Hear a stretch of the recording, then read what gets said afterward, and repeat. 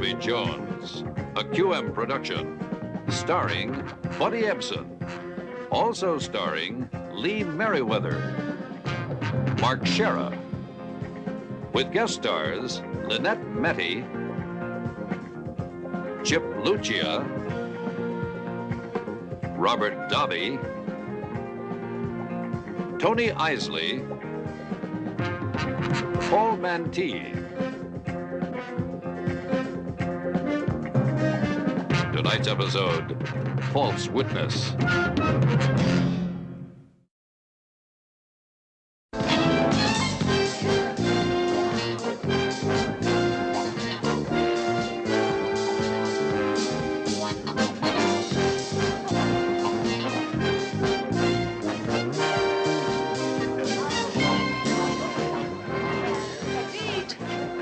Leaving so soon? Well, you try teaching shop to high school kids all week long, and then you volunteer to do the same thing here 3 nights a week. On top of that, all right? Pete, come on. You can't go until Leslie gets here. The whole point of this party is for Leslie to get to know everyone better. She has been here a week already. You haven't met her yet. She doesn't know what she's missing, and you can tell her that I have a sparkling wit and that I'm a bright conversationalist. Mr. Humble. Yeah, really, I got him. Good night. Ciao. Oh, I wonder where she could be. She better get here soon, or I am going to eat all these hors d'oeuvres all by myself.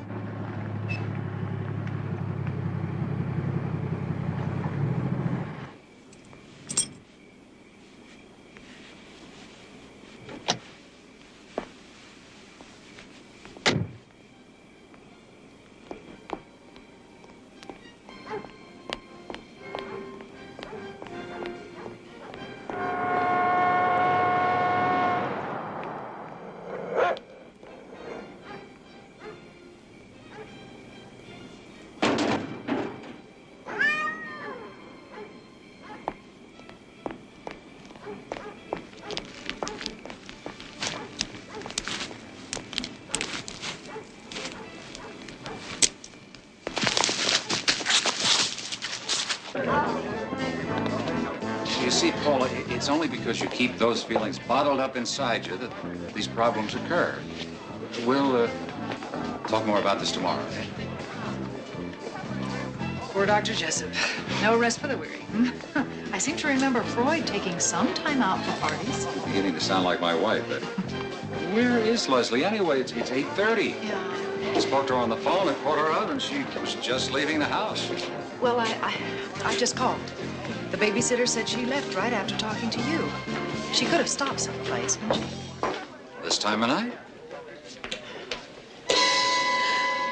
He raped me. Lord. Leslie.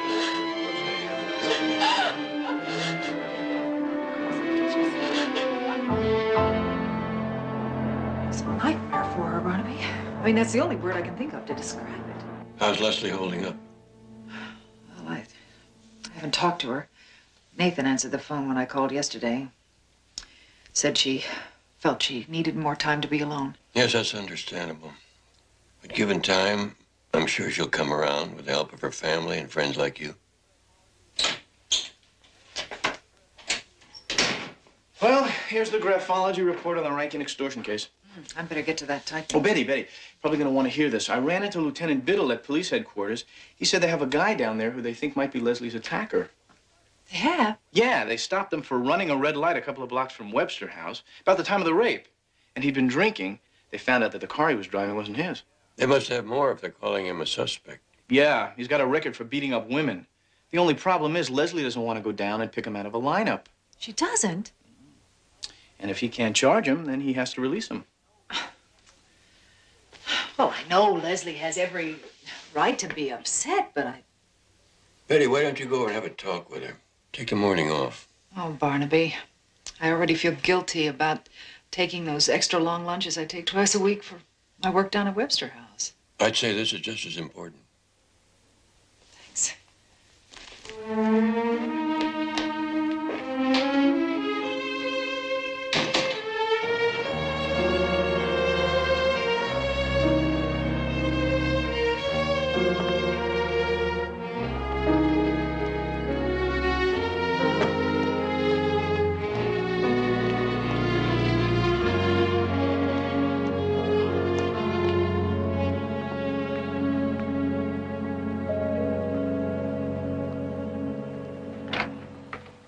Hello, Nathan. Betty, I was just about to call you, ask you to drop by.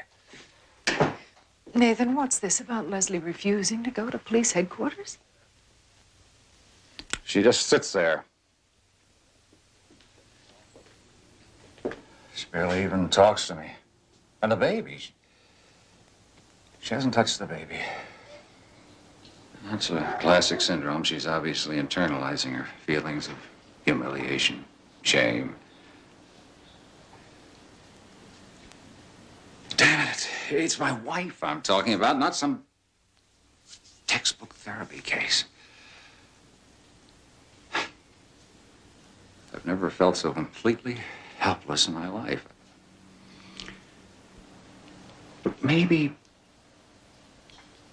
you could say something that I can. Something to reach her.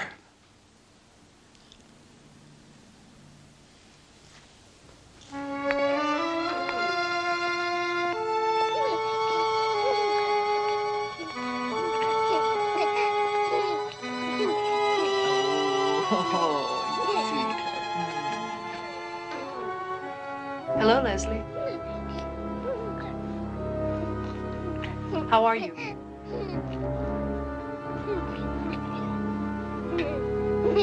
Oh, you dumb baby. You know, I can't believe how much Cheryl's grown since I saw her last. Oh, you little sweet baby.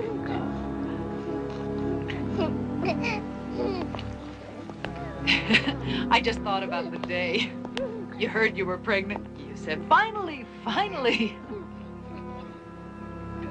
I do believe you were about the happiest girl in the world then. I'd really give anything to see you happy like that again. Betty, I really don't want to talk about it. Honey, you have to. It happened. And the only way you're ever going to be able to put it behind you is to face it. Did you rehearse this little speech with Nathan?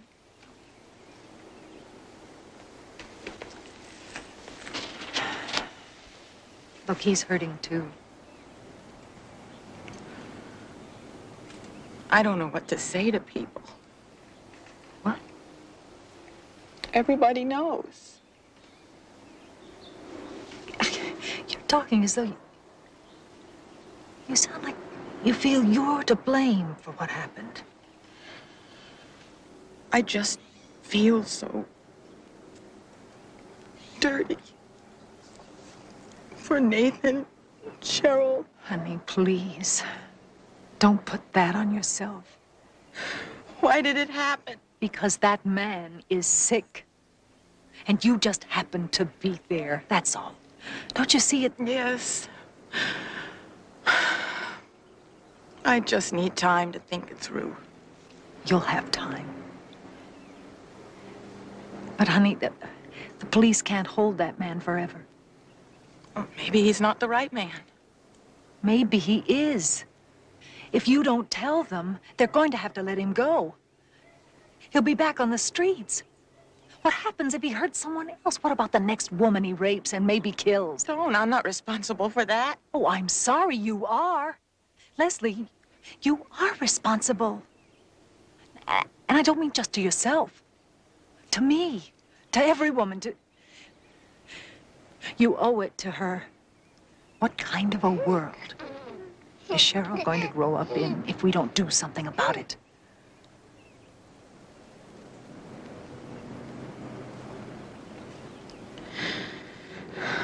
All right. Will you go with me, Betty, to the police? Of course I will. Now, I want you to take your time, Mrs. Jessup. Look at each man very carefully. I don't think he's there, Lieutenant. You haven't really looked, Mrs. Jessup. John, this isn't easy for her. I appreciate that, Betty, but please, Mrs. Jessup, won't you take another look?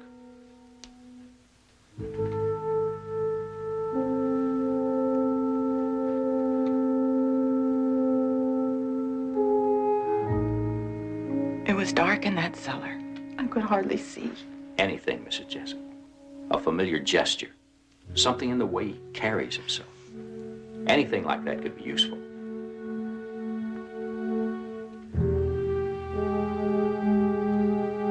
Mrs. Jessup.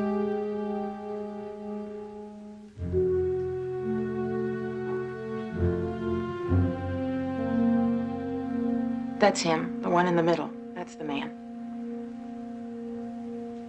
Are you sure? Yes.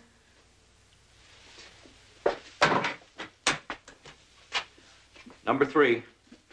Take him downstairs and book him.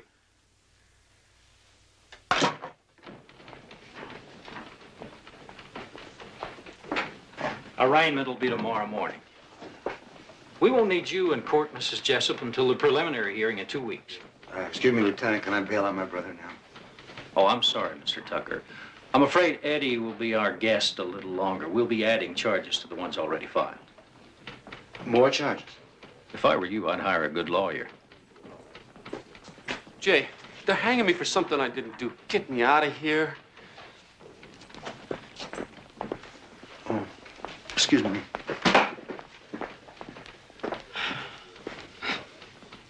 They say that the first step's the hardest. I think the worst is over, honey.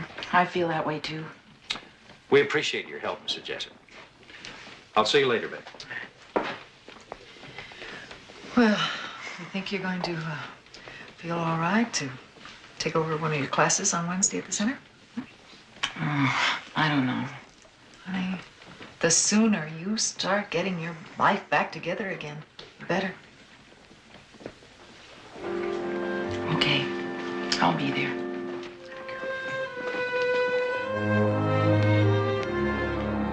I said, what if you don't have the experience and the interviewer wants all your references? Oh, well, don't lie, for one thing. Be straight, sincere. It'll impress them to know that you really want the job. Remember that on a job interview, attitude is the key word. Well, how do you make yourself comfortable in this dude's office? I mean, are you allowed to smoke? What? To smoke. Oh, yes, Eric.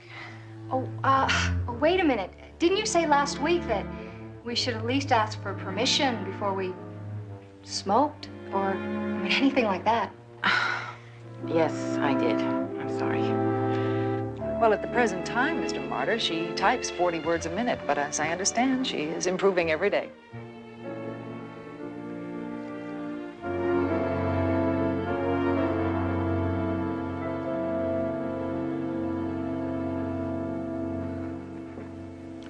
If her students come off as uptight as Mrs. Jessup on their interviews, none of them will get jobs. Okay, that's enough for today, everyone. Remember, Friday night we'll run through the simulated interviews. Yes, thank you so much. Bye-bye.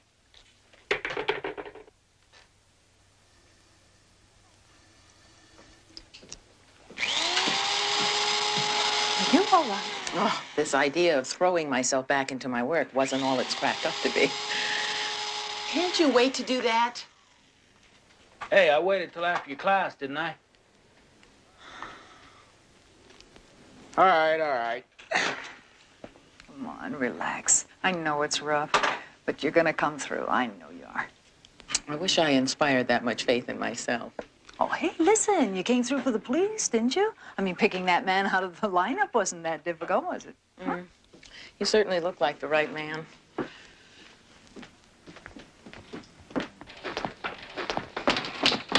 Leslie, did I hear what I thought you said? He looked like the man? Tucker was the man, wasn't he? Sure. I mean, I told everyone it was dark in that cellar. Leslie, you made a positive identification. Well, you saw how nervous he was. He wouldn't have been so nervous if he didn't have something to hide, would he? Leslie, do you hear what you're saying?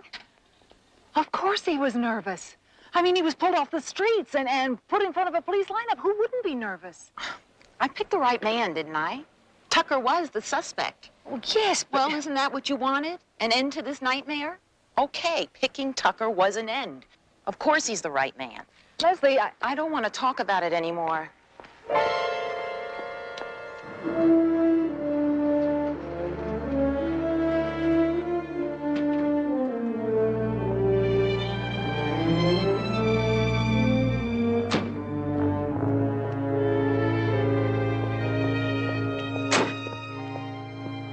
Something sporty for you, ma'am. I'm afraid I'm not in the market, Mr. Tucker. Wait a minute. Police headquarters, right? Yes.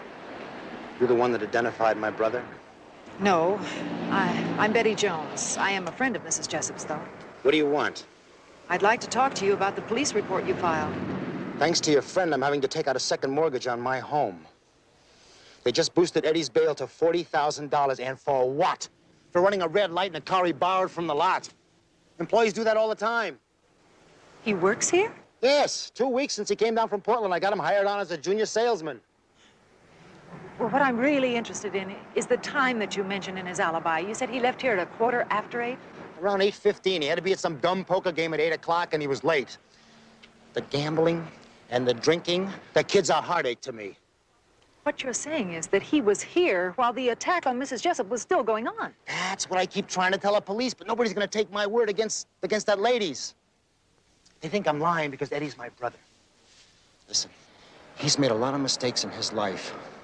But Eddie is no rapist. That's an innocent man. You and your friend are railroading.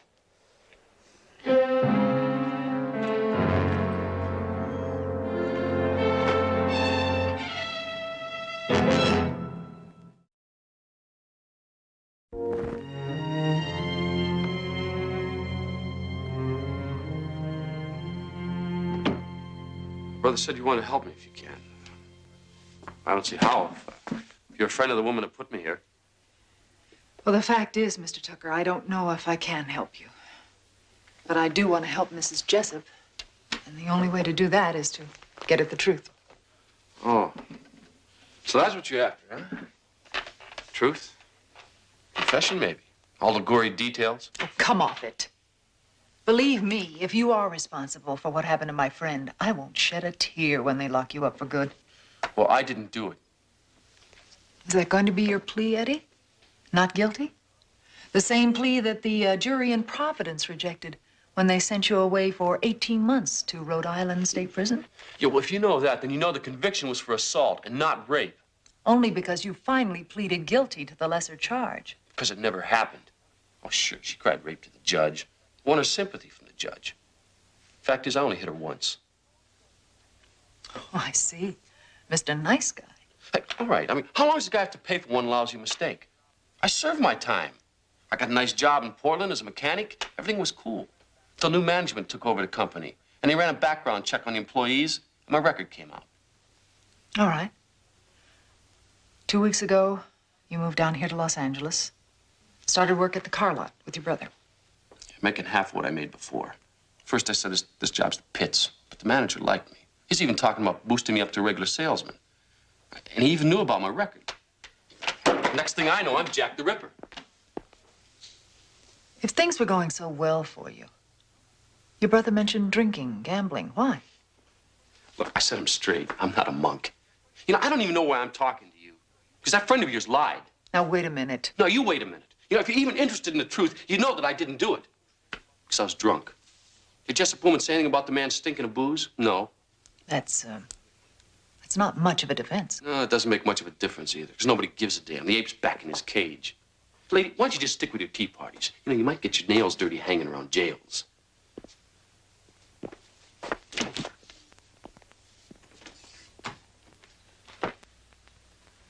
Oh, it's not what he said. So, all right, it's what I felt. Did you believe him? I don't know, JR. I just think there's room for doubt. Nothing Tucker says discounts Leslie's identification. No one knows that better than I. The stigma of rape hangs over that man's head because I pushed Leslie into that identification.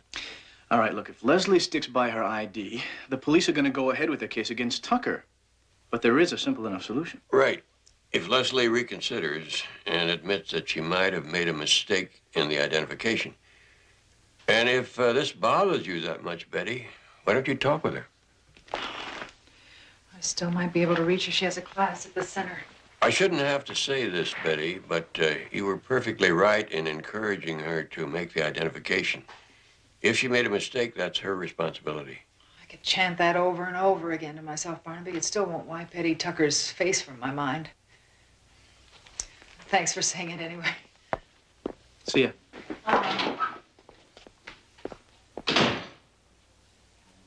What I'm wondering, Mr. Cirilla, is if you have to have a long flame at the end of a welding torch in order to get it working right. No, half an inch will get it burning nice and blue. And that's all you need. All right, I'll see you later up in the shop. Okay. Yo, Betty.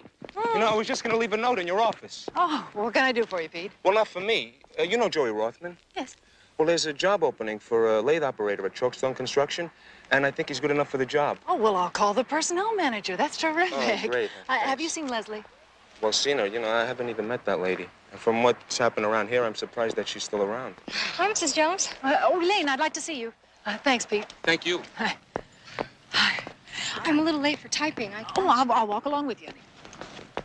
I got a call from Mr. Martyr of Great Pacific Insurance Company. You have your appointment tomorrow morning, and there is the address. So soon? I don't think I'm ready. What am I going to say? Honey, relax. You'll have plenty of time in Mrs. Jessup's class tonight to go over everything that we've taught you about job interviews. I sure hope Mrs. Jessup's got her act together by tonight. Elaine, don't you think you're being a bit harsh? Oh, no, I didn't mean it that way. I know it's been rough on her. But at least the police nailed the guy. It's too bad they didn't get the one who got me. I mean, if only they had cut down all the bushes sooner or put up more lights. Elaine, wait. Are you saying that you were raped, too? Oh, no, Mrs. Jones. At least it didn't get that far. The guy grabbed my purse and ran into the bushes when I screamed. That was about it. Bushes? When did this happen? Oh, 5, 6 weeks ago, before you even got here. The police found it later in the cellar, empty. The cellar? Elaine, do you think it's possible that this could be the same man who attacked Mrs. Jessup? I couldn't say. I didn't see his face. It was really dark, and it happened fast. Do you know if there are any other girls who've had the same kind of problem? Patrona Perez. She was raped. I don't think it was here, though. Patrona? I placed her the first week I came here, and she never said anything to me. I don't think she even told the police. Do you know any other names? No, but someone who would know is Dr. Jessup. When girls have problems, they used to go and talk to him about it. Yes, Betty. The Perez girl came to me with a problem. You can't expect me to break a confidence in discussing her case or in disclosing the names of any others who might have come to me with the same problem. Nathan, don't you see? If there were other girls at Webster House who were victims or near victims of the rapist, and it can be proved that the attacker in each case was the same man, then that would clear Tucker. He was living in Portland until 2 weeks ago. Betty, why are you doing this? Why can't you just let the wounds heal? Forget about it like I have to forget. Leslie, please believe me. I'm doing this because I'm your friend. We may have made a horrible mistake. I'm talking about a man's life. Well, the police don't think I made a mistake. Leslie, You didn't go through the hell I went through, Betty. Staring into that madman's face. Those angry brown eyes.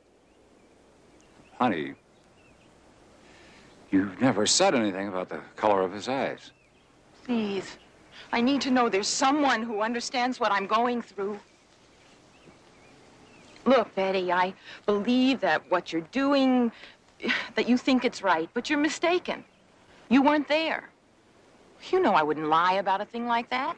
of course you wouldn't, not intentionally. But, honey, isn't it possible that you're remembering the color of his eyes after the fact?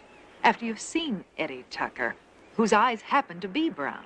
No, it isn't possible. Look, Betty, I'm going to be needing a little more time to myself. I see. What about your work at the center? You'll just have to get along without me.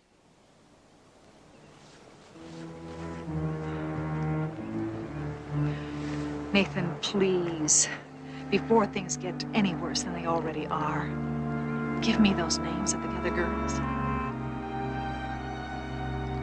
There are only two. Besides Perez, talk to Angela Dwyer.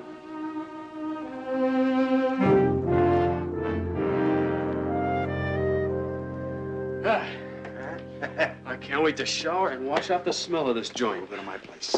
Did Mr. Constantino say what time he wanted me on the lot tomorrow? I have to talk to you about that. The boss feels that under the circumstances, with the publicity and everything, that... What? Maybe it'd be better if you... Maybe took a vacation? Well... There goes the sales job. He didn't say that. It's at Jessup's fault. It's always some woman. Eddie, what are you gonna do? You don't want to know, Jay. Wait a minute. I had to put up the house to get you out of here, everything I own. Now, you gotta stay straight. I mean it. Just stay away from that woman. Sure, Jay. Sure.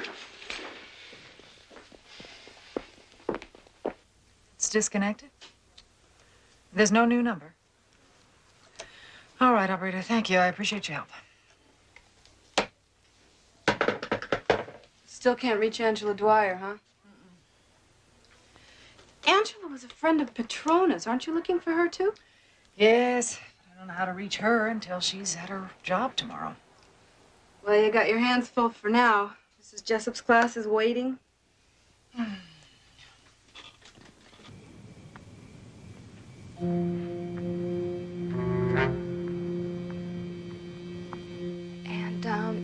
then one summer when I was 16, my uncle gave me a job. Elaine, wait a minute. Did everybody catch it? Look at yourself, your body language. You know what it says? It says, I'm uptight, I could care less about this job, I want to get out of here. Just remember, you stand a better chance of your personality. Mrs. Jones, are you all right?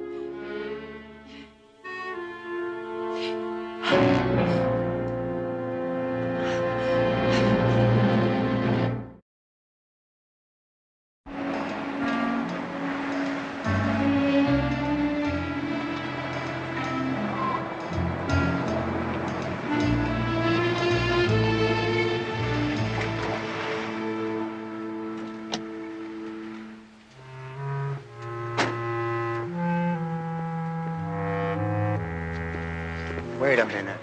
Where the hell were you all night? What are you, my keeper? I had a poker game. The police came by, Eddie. They're looking for you again. They think you tried to wipe out that witness. Wipe out what witness? Yeah, Jessup woman. Somebody shot up her classroom and they think it was you.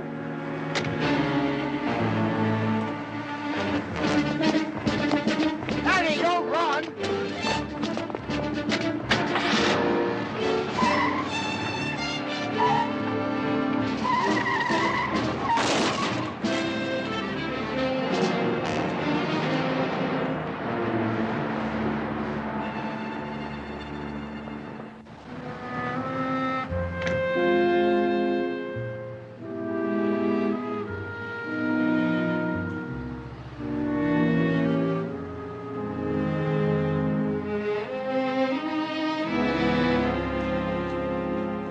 Hola, Petrona. ¿Cómo estás? Senora Jones, how nice to see you again.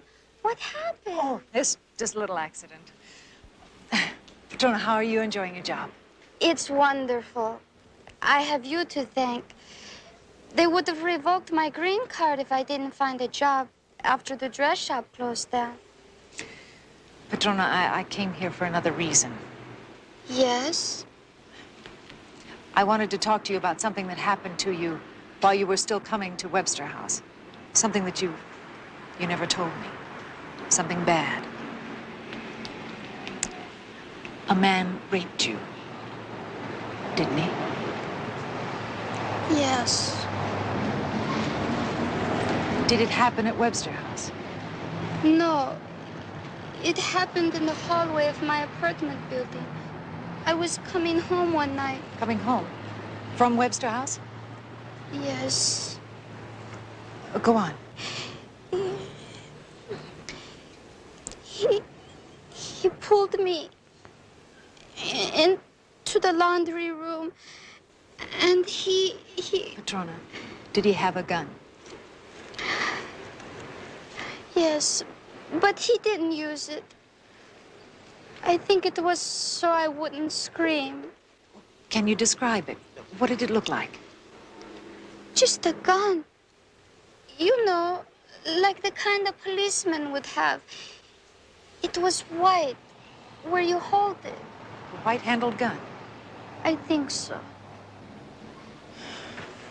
Trona, I want you to look at this very carefully. Is this a picture of the man who attacked you? It was dark. The light bulbs, they were all broken. He could have been the man. Maybe. Maybe. One other thing before I go. Would you have any idea where I might be able to reach Angela Dwyer? Angela? No, I don't think she ever found a job through Webster House. Wait. She once asked me to go with her to where she takes dancing lessons. A dance class? Where? In the valley somewhere. I couldn't go. But why don't you ask Mr. Cerilla? Pete Cerilla? Our shop instructor? He took her out a couple of times. There you go. All right. There you go. All right, it's your turn, Eric. Good luck. Hey, Betty. So what was the name of that girl again? Pete, if you're stalling because you dated a girl against the rules, I don't care about that, really. It's important that I find Angela. Well, all right. I mean, what the hey, right? It's not like I can lose my job, is it? Right. Yeah, sure. You know, Angela went out with me a couple of times, but where you can find her, I mean, I don't have the foggiest idea. Hey, I'm sorry. That's all right. Listen, could I use your phone? Oh, yeah, go ahead. It's right in Thanks. the back over there, Thank all right? you.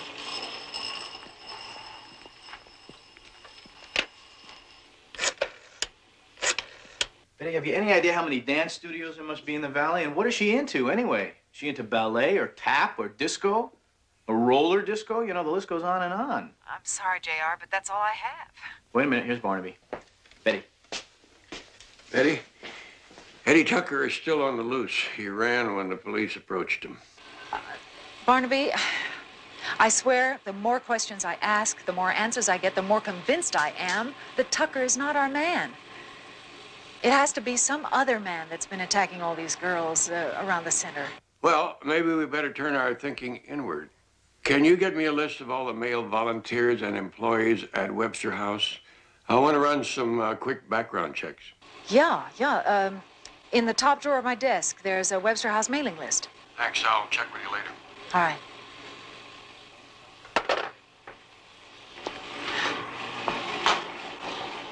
Thanks a lot, Abe. Hey, it's okay. Bye. All right.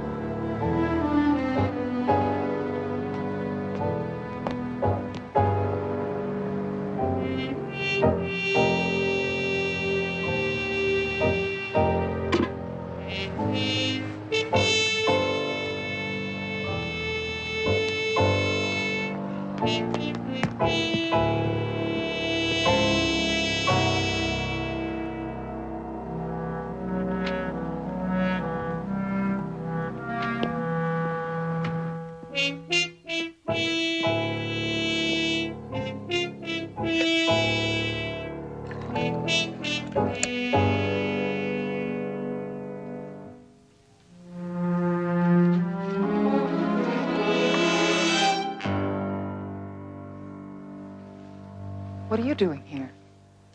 You want to help me, right? Well, you can. Give me your friend's home address. Leslie? If she made a mistake, I mean, you believe that, don't you? I've got to talk to her, face to face, and make her see that I'm not the guy.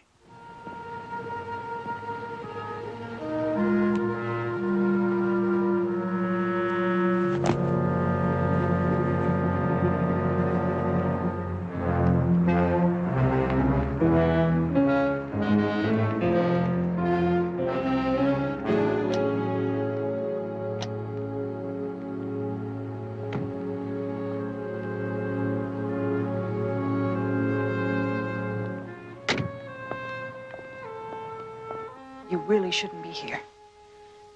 You should turn yourself in. You're not doing yourself any good being here. Thanks for nothing, lady.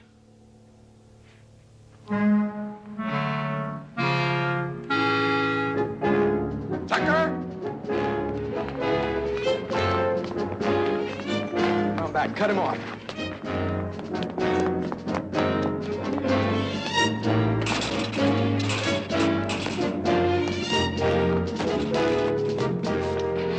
All right, hold it right there, mister. All right, all right. Hands on your head.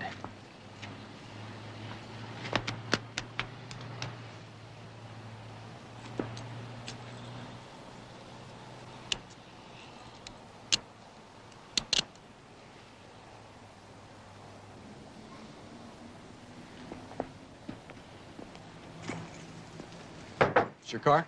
Yeah, what of it?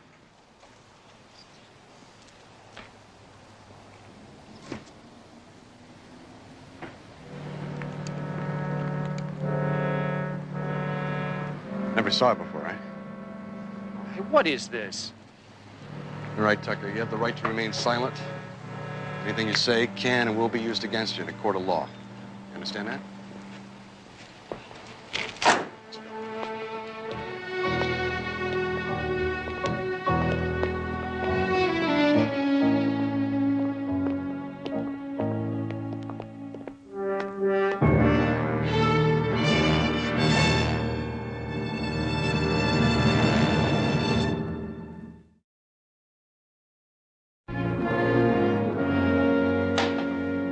Tucker isn't helping us very much.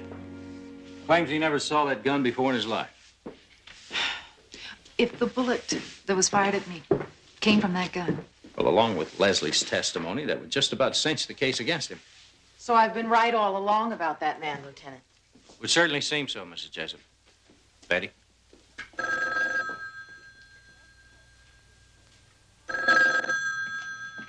Webster House? No, Betty's away from the phone, JR. Can I take a message? Yeah, would you do me a favor and tell her that I let my fingers do the walking and I hit pay dirt here on the second page. Angela Dwyer is enrolled at the Carmel School of Dance and Music on Barham. I still can't believe that I could have been that wrong about Tucker. Well, let's just be thankful he didn't use that gun on you. Yes. Excuse me, Betty. This just came from JR. Oh, thank you. Angela Dwyer. Yeah, he said to say you could catch her there if you hurry.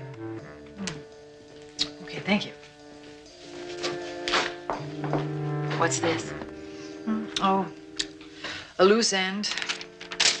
It's not important anymore. Well, let's see if we can get some work done, shall we? Right.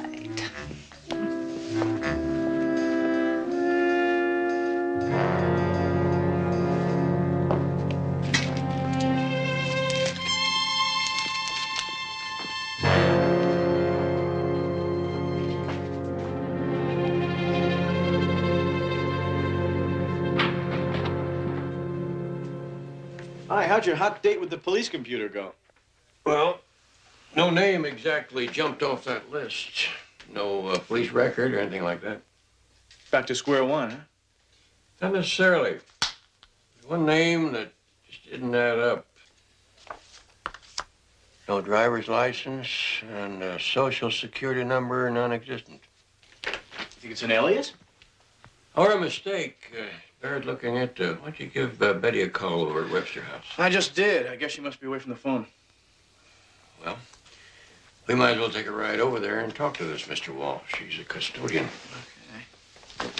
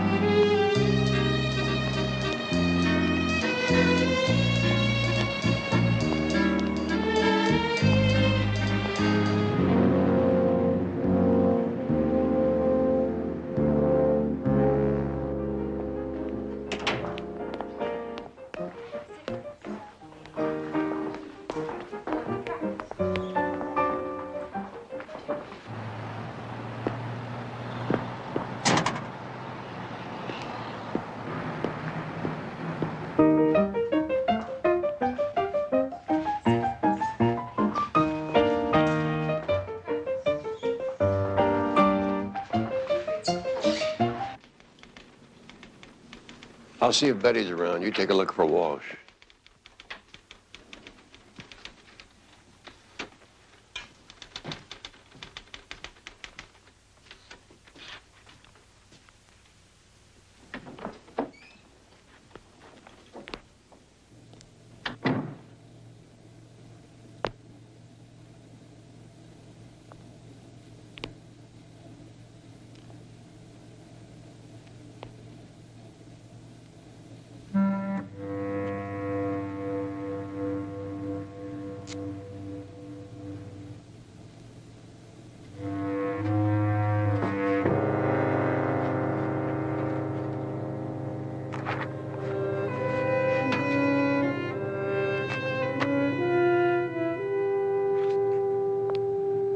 No, I guess Betty left for the dance studio.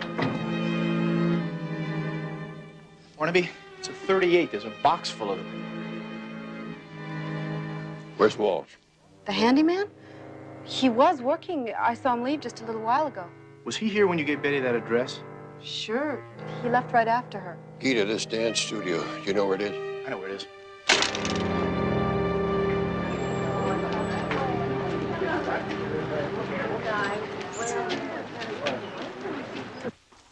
I'll lock up when I'm ready to leave, Mrs. Foster. Angela. Look, I told all this to the police once before. Some creep was hiding in the backseat of my car one night, and that's all I know. Angela, is this a picture of the man? No. The cops made up one of those drawings. The composite, you mean? Right. Only why should they be thinking to look around the Webster house? I mean, wouldn't I know him if I'd seen him around that place before? Not necessarily. A lot of people come and go all the time. If he works there or occasionally comes there, he could have seen you and followed you.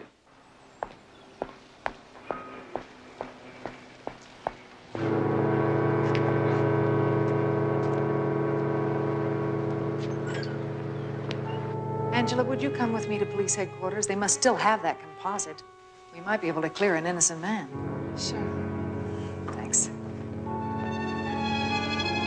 Oh, my God, it's him. You just couldn't leave things alone, could you?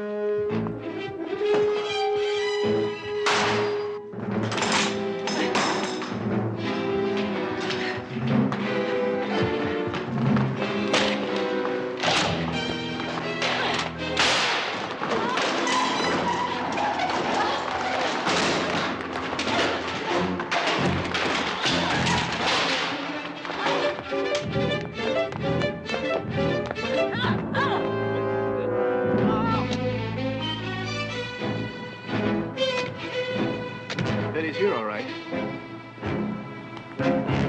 Wait a minute. What's the matter? What's going on?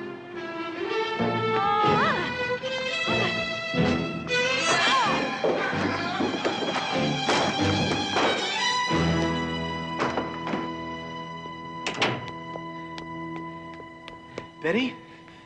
Betty? You all right? Yes.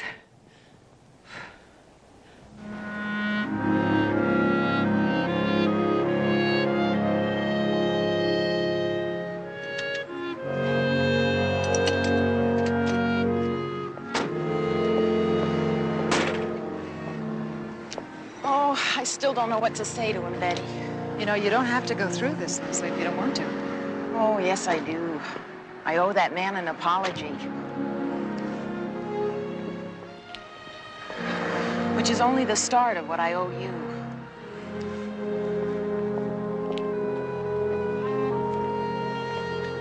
I'd say that Leslie's going to make it all right. I know she will. Yeah, it's terrific how we were right about Tucker all the time, isn't it, Betty? Don't you think? Huh?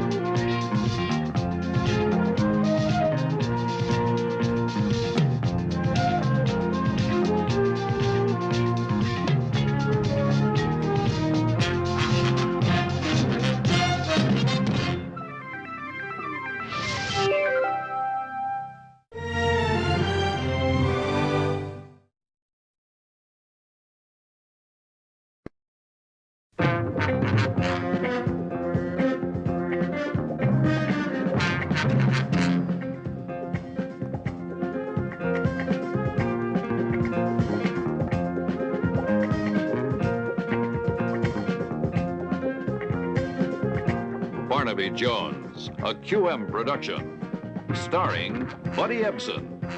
Also starring Lee Merriweather, Mark Shera. With guest stars Ed Harris, Alex Courtney, Madeline Stowe, Michael Mullins, Bill Byers. Tonight's episode, School of Terror.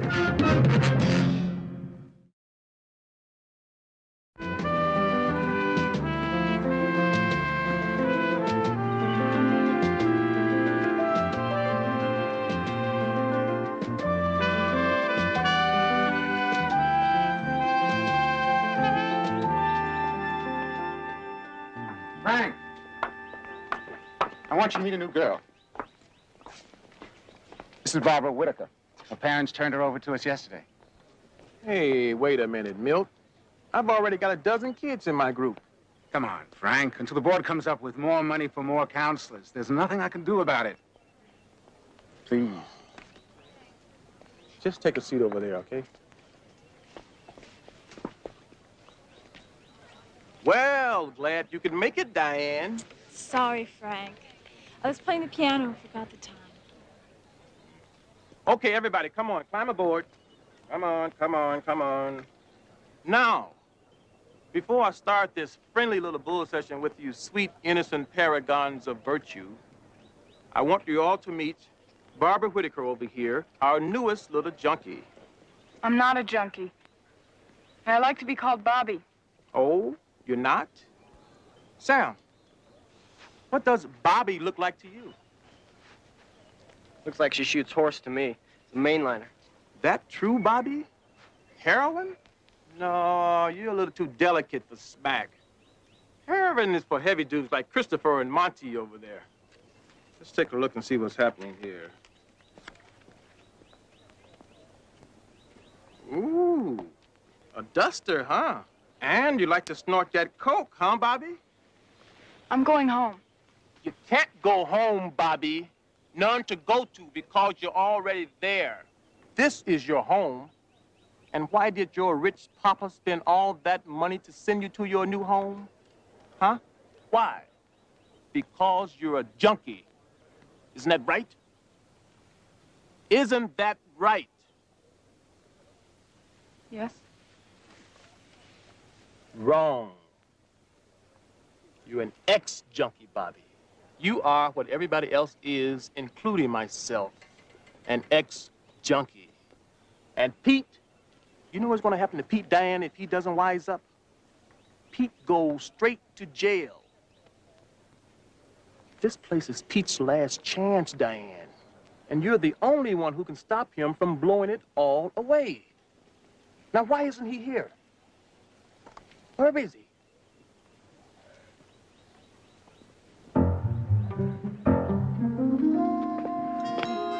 Take a break. I'll be back in a minute.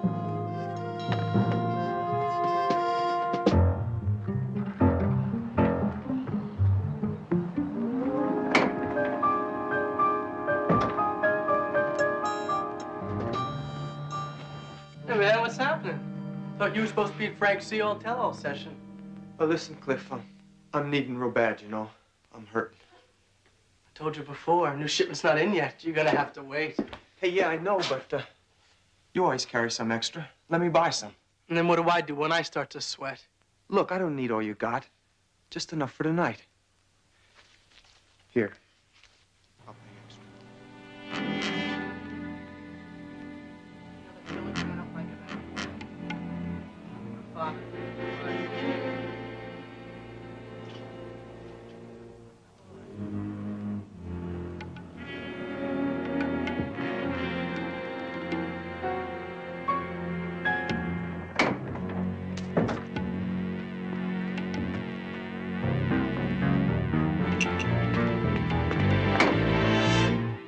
Hey, Frank, how you doing? I don't want no garbage out you, boy. Empty your pockets and put everything on that desk.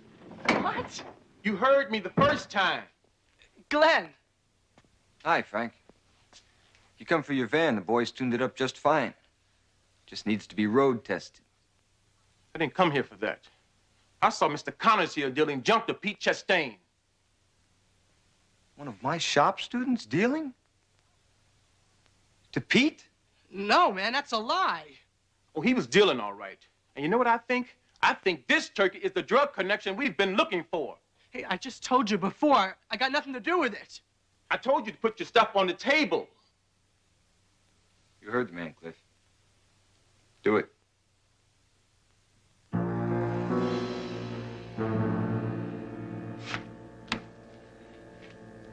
And everything out of your stockings, too.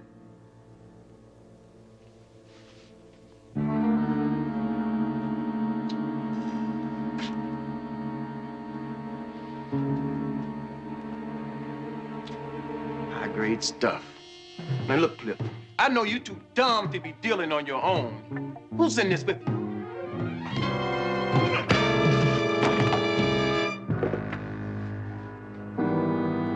Is he dead? No. Come on, let's get out of here. Yeah, and go where? All right, okay. Get him up. We'll put him in the van. Let me get him on my shoulder.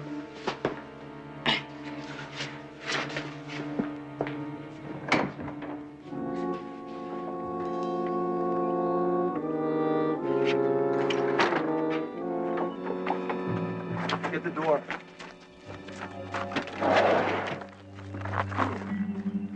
Glenn, what good is doing this? Once he wakes up, he's gonna blow it for us anyway. Take these two and hide them in Frank's room, but where they can be found. Understand? What about that one? Mr. Frank, also a business investment, you might say. Well, go on.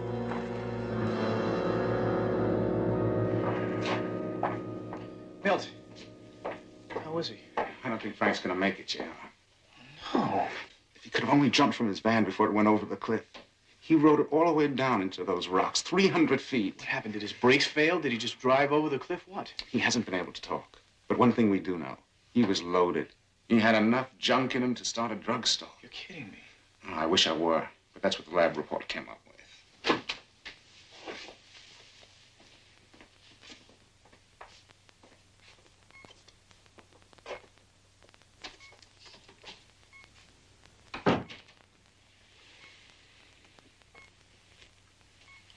Frank? Frank, it's J.R. What happened?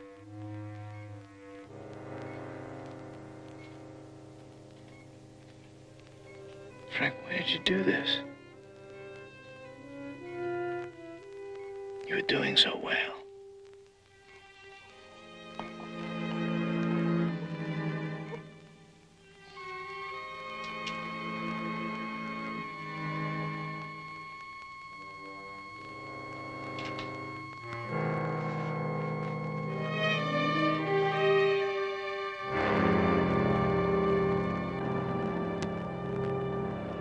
Maybe Frank did fall back, but I'm not going to believe that he was involved in any kind of a dope smuggling ring that Milt says has been going on at school. Wait a second. I didn't say Frank went that far over, J.R. Not to pushing junk on his own students. But somebody's doing it. How bad is it, Milt? Let me put it this way. So far, we've been able to keep it under wraps. But if the parents who support this program, most of them pretty influential people, if they should ever get wind of what's been happening, they'd probably withdraw their support. And all the good we've been doing for the majority of these kids would simply go right down the drain. If the school was forced to close down, what would happen to them? For the type of kids we get, Fresh Start is the end of the road. They go back on drugs, wind up in jail mostly, or worse. Mel, do you have a replacement in mind yet for Frank? I suppose we'll choose a new counselor the same way we chose Frank from one of the graduates. Yeah, well, how about if you change that and went with an outsider? Me. You're thinking of going undercover, aren't you? You're not serious, are you? Yeah, I'm serious.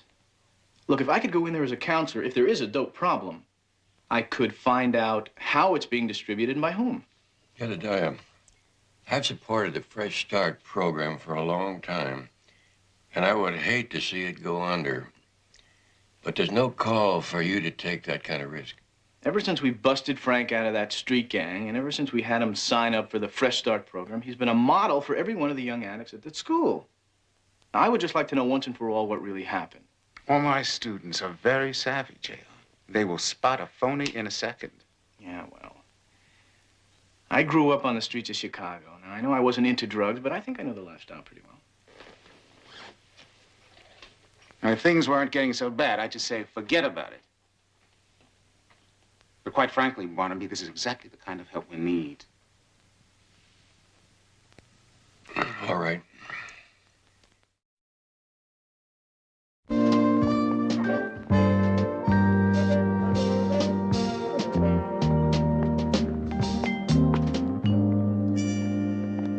kind of a fool do you think I am? If anybody could see that you're stoned. Hey, I swear, Diane, I'm just a little high from some beer that one of the guys slipped in, that's all. Peter, I depend on you for me. I'd never go back on junk, and neither would you. We'd help each other. Hey, come on. Hey, what's wrong with a little beer? You don't care about what happens to yourself. You don't care about what happens to me either.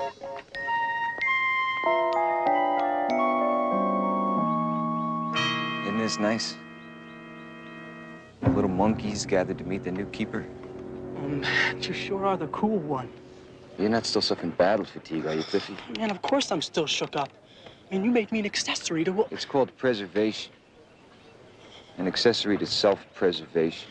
Shooting up Frank's arm and planting the dust in his room should have been enough. I mean, who's going to believe him if he points the finger at us after all this? My father thought like you. Soft-headed. That's why he died. Lost everything, leaving his wife and us poor children broke. That's not going to happen to me. Glenn, listen, I've been doing a lot of thinking.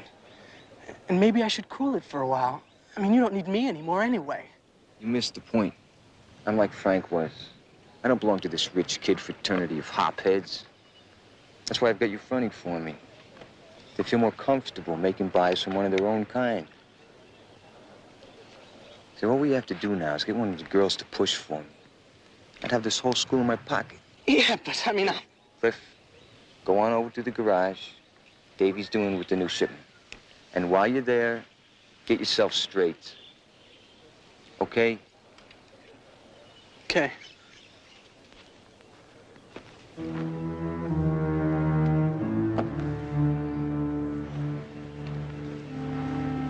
How's it going? You having problems with Pete again? That. And what's happened to Frank? Nothing ever goes right. Well, sometimes it does. And Pete isn't the whole world, is he? He does what he wants, and I do what I want. That so? Yes. And whenever I want. Well, if you ever need another shoulder to cry on or whatever, I'll be around. I mean, that's what counselors are for. There they are, Frank's group. The others are there just waiting to size you up. Getting them to accept you will be hard enough. But getting any of them to talk, you'll need a miracle.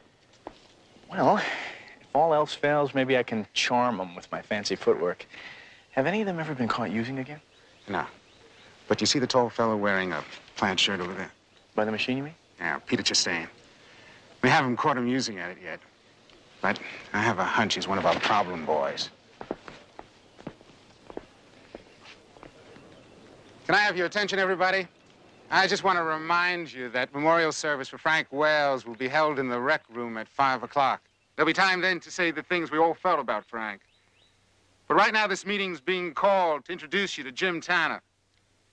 Jim's an ex-junkie who's been counseling at a rehab house in Chicago. He'll be working with you from now on. Jim? Thank you. Well, first of all, I want you to know that my door is always open to all of you, 24 hours a day. Second of all, I'm not here to take Frank Wales' place. From what I've heard about him, I don't think anybody can. But I promise you that I'm going to do my best for you, okay? Our regular sessions begin at 3, So I want you to go about what you normally do at this time, and we'll get better acquainted later. Milt Edwards, office, please. Gotta go. Jim, I'll be in the office if you need me. Okay, Milt, thanks a lot. Jim Tanner. Yeah. Hi, Glenn Morgan. I'm in the auto shop class over at the garage. Hi, Glenn, how are you? You know, this is a little different than what I'm used to. Yeah. Yeah, it's quite a place. Now, where in Chicago was that? The South Side Drug Rehab, you know it? Yeah. Look, Jim, if there's anything I could do for you, if I can help you out in any way, you just let me know, okay? You bet. Okay. Yeah, I can need all the help I can get. Thank you.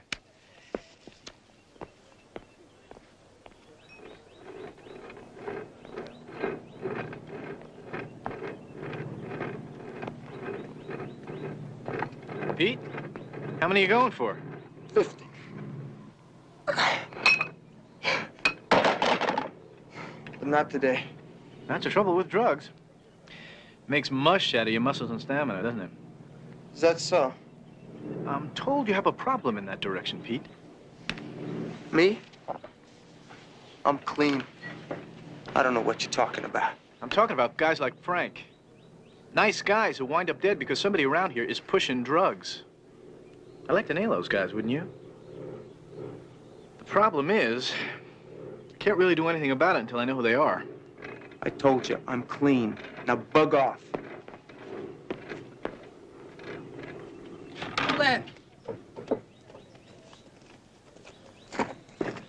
Man, what am I gonna do? Davey didn't bring any candy this trip. Says he's not gonna give us any more. You what? Hey, Cliff. See what he wants.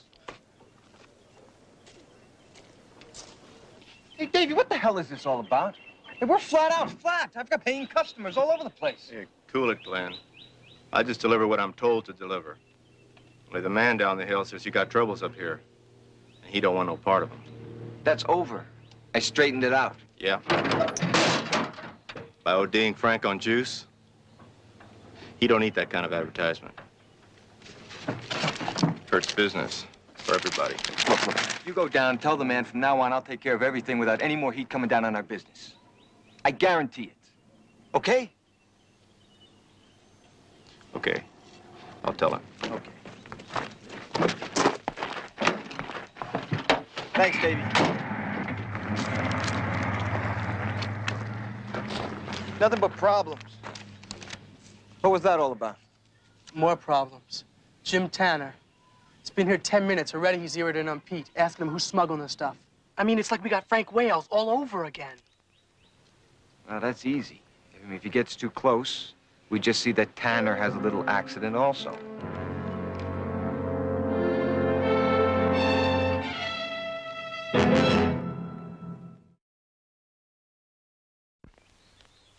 You know, in a little while, you're all going to go to a memorial service where you'll hear about Frank Wales. He was a great guy. He was loved by everybody, wasn't he, Mel? That's right. You bet. Did a lot of good around here. I'm going to tell you why Frank Wales was a jerk. He was a jerk. Frank talked a terrific game, he really did. But when it came right down to it, he was a doper. He couldn't live by his own words. So when the going got a little too rough for old Frank, what did he do, huh? Did he sweat it out like you and I? No, he didn't do that. He stuck a needle in his arm and he killed himself. Now, that is really a terrific example of somebody we should look up to and respect, right?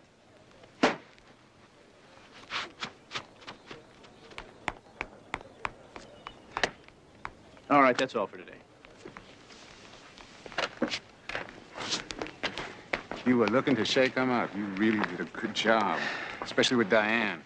What is her story? She's only been with us a few weeks. That boy I pointed out, Peter Chastain. Yeah. She's been seeing a lot of him ever since she's been here. Did Frank work with her a lot? That's why she's taking it a little harder than the rest.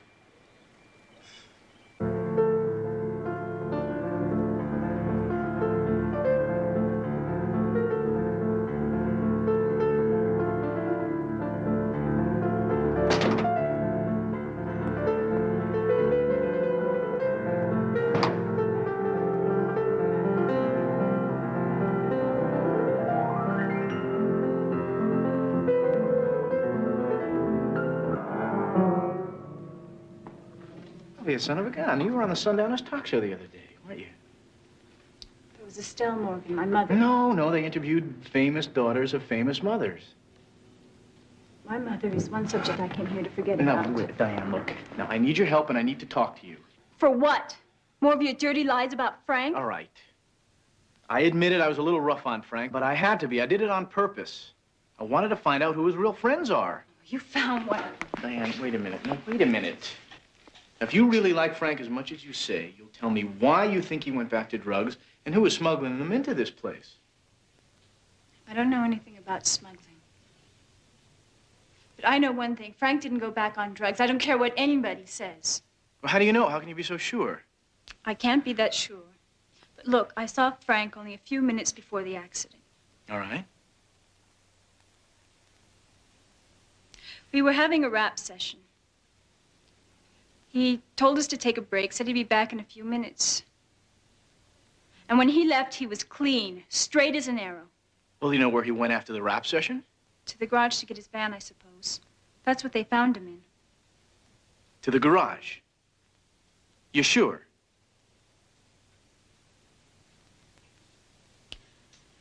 I'd given him a lift into town that morning. He said his van had to be tuned. All right. Now listen, if you think of anything else, if you hear of anything else, I want you to tell me. Okay. Thank you. What's the word, Davy? We in business? That's what the man says. Looks like it's gonna snow today. Hey, you had us worried there for a while, Davy boy. The money. There's an extra 100 there for singing a song for us. Which one? It's in the one with the sharks. The man also said any more mistakes, and he don't know you ever lived in this world.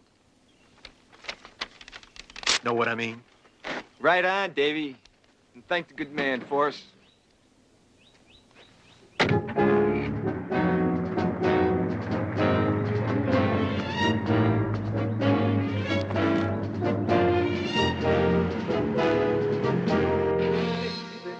Sugar, and sugar loves my baby. La, da, da, da. Yeah. Woof. You got the delivery list? Yeah. Right here. 7, right. What about Pete Chastain? Pete's never been a regular. He comes and goes according to how he's doing with Diane. Yeah, we'll put him on. I think he's going to be one of our steadier customers from now on. Hey, someone's coming.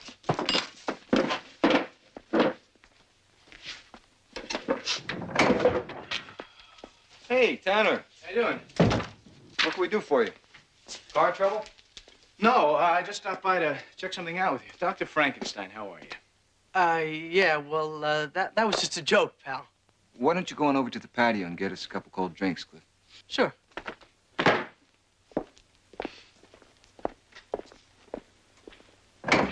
Heard some of the kids gave you a hard time today. Yeah, I'll live. Check out what, Tanner? Oh, yeah, Frank Whale's van. And I was looking over some of the statements that Milt took after Frank's death, and I was wondering why you didn't mention that Frank picked up his van here just before the accident. Who told you that? What difference does it make he did, didn't he? You know, Glenn, if you're hiding something, you could... See, Frank was my friend. And I don't like bad-mouthing the guy when he's not around to defend himself. I can appreciate that, Glenn. I really can, but somebody's been smuggling drugs into this place. I think we should get to the bottom of it, don't you? You're right. Frank did have his van here that afternoon for a tune-up. When he came by for it, he was sweating real bad. You know what I mean? All right, I'm listening. When he got in the van to go back into town, he was really needing. I mean, at least that's the way it looked to me. So, in other words, you're saying that he was headed into town for a connection? Well, they found his body an hour later, all juiced up, didn't they? Why didn't you say anything about this before? What would it add? I mean, he was already gone. Yeah. You have any idea who his connection is? If I did, I'd kill him with my bare hands. Here you go, pal. No, thanks. Glenn, thanks a lot. I appreciate it. Oh, by the way, my name is Tanner, Mr. Tanner.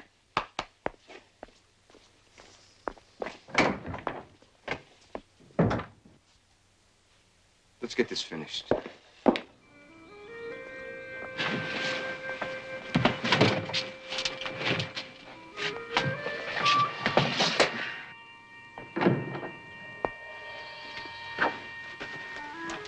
What's going on here? Diane. Where are you hiding it? Hiding what? Diane, look at what you're doing to my place. Come on, where's the stuff? I know you're holding. Where is it? I need some. I told you I can't make it on my own anymore. I don't want to be left out. I want to be with you. Honey, no. No. Not that way. Hey, I'm sorry. I didn't mean to crash your lovers. What do you want? Just something. Later.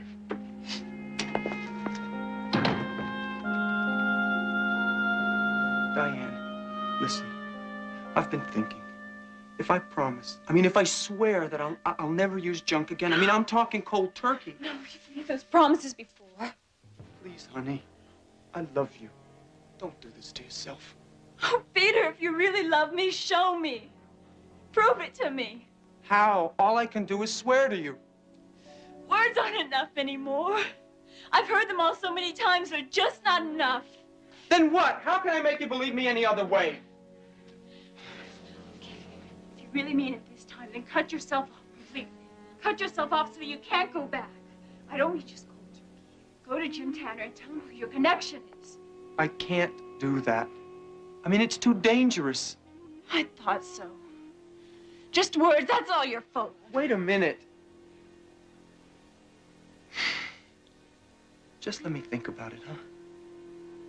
Peter, if you ever want to talk to me again, then you had better talk to Jim Tanner first.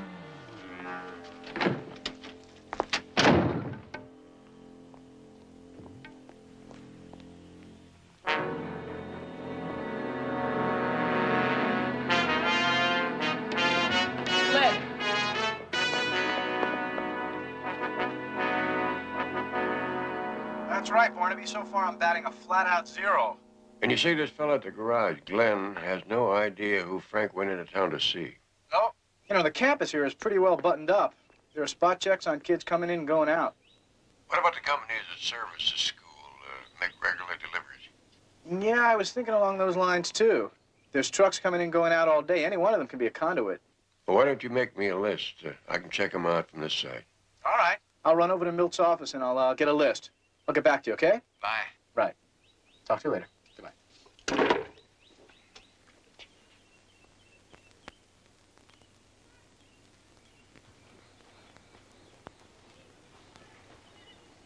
Diane? Is there something wrong? I was waiting for Peter. I thought he'd gone over to see you, but I guess I was wrong. To see me about what?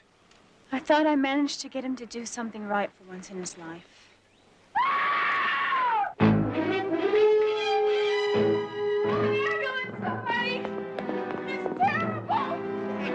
It's Pete.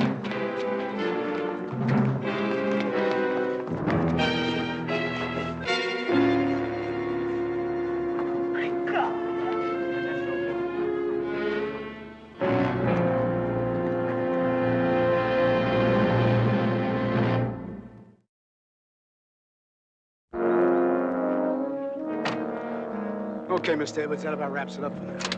Well, the boys from Homicide will be here tomorrow for some more questioning. What about the victim's parents? I've already contacted his father. He's flying in from Bermuda to make the funeral arrangements. Well, these high-class dopers you got here are the worst kind. Seems the only way to know how to solve their problem is with a rope. Wait till the autopsy before you assume that it's a suicide, have you? They tell me all the counselors here are ex-junkies. Does that include you, Tanner? That includes me, and you know it. I don't see things the way the sheriff and some others do. In fact, I don't like junkies at all, past or present. If I had my way, this dope as the light you got here wouldn't be here in the first place, lousing up the neighborhood.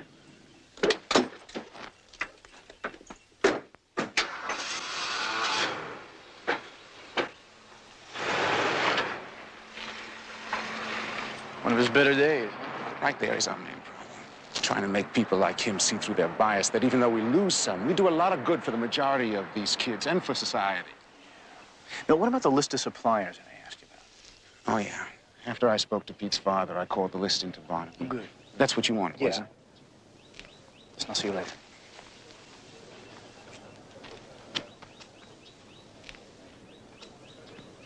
That Tanner sure is fast on his feet, and with his mouth, he's like a pro at it.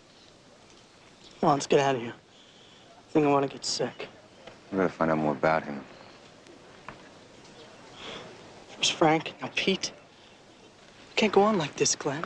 Here's a master key to the administration offices. See what you can get on him. Go on. But you must know who his connection is. Dan, when you left Pete, did he actually say that he was coming to see me? He said that he'd think about it. But I was sure he would. Well, was there anyone else around? Did anyone actually hear him say it? Cliff was standing at the door, but he left before we got to talking about any of that. Cliff was? What did Cliff want? I don't know. Pete. He was all that I had left to hang on to.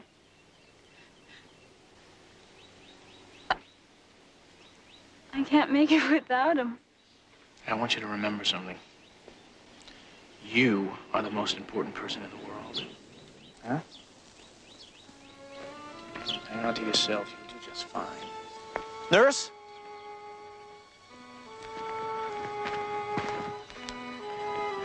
Nurse, would you look after her? She's pretty well shaken up. Oh, of course. Thank you. Diane will come later, okay? Come on, Diane. Let's go to the infirmary. Do you have something strong to knock me out? A mild tranquilizer is all I'm permitted to give. Come on, it'll relax you.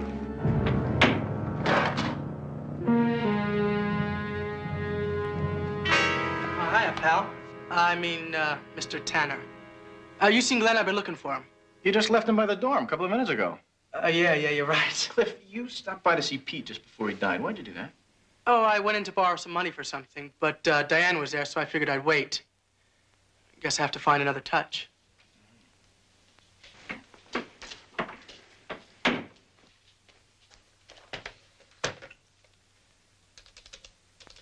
Yes, that's right, officer. Lieutenant Biddle said he gave you a list of the names for a quick background check.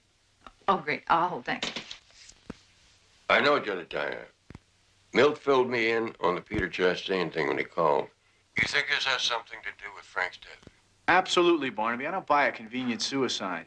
Did you get anything off that list? Betty's working on it now. So far, all the companies are in the clear. Yes. Hold it, Jedediah. She wants it. Thank you so much. I appreciate your help. JR, it's pretty remote, but this KDF Auto Parts Company on the list? Well, apparently the driver, David Collier, was arrested 2 years ago for smuggling marijuana across the border at Calexico. Marijuana? Well, that doesn't exactly mix with the kind of stuff they're pushing around here. Similar MO. You're right. I think it's worth checking into. Why don't I get back to you later? Okay? Bye. Anything up? I don't know, Milt. A lot of arrows, all pointing toward the garage. I'll see you later.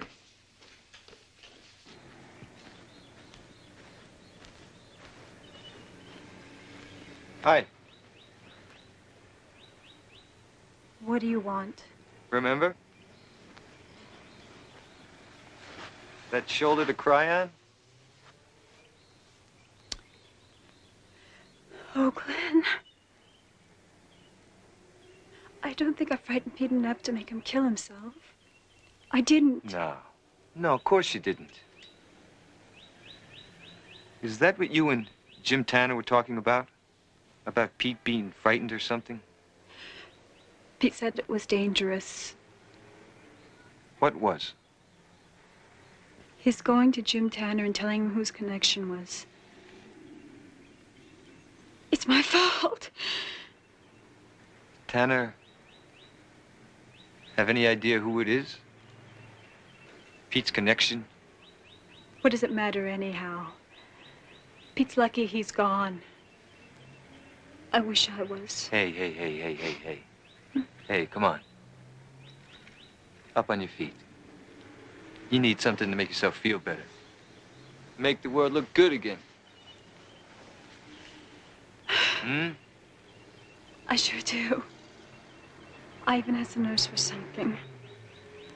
But she didn't understand.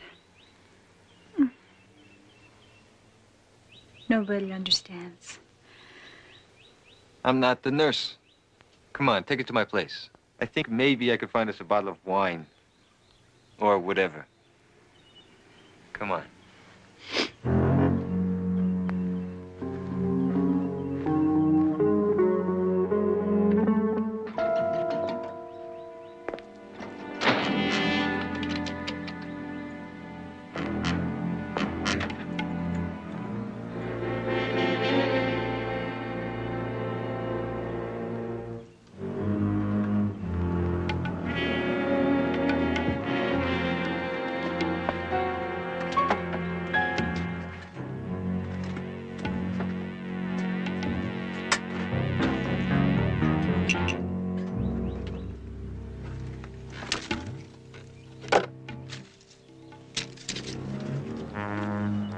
Jedediah R. Jones. Jr.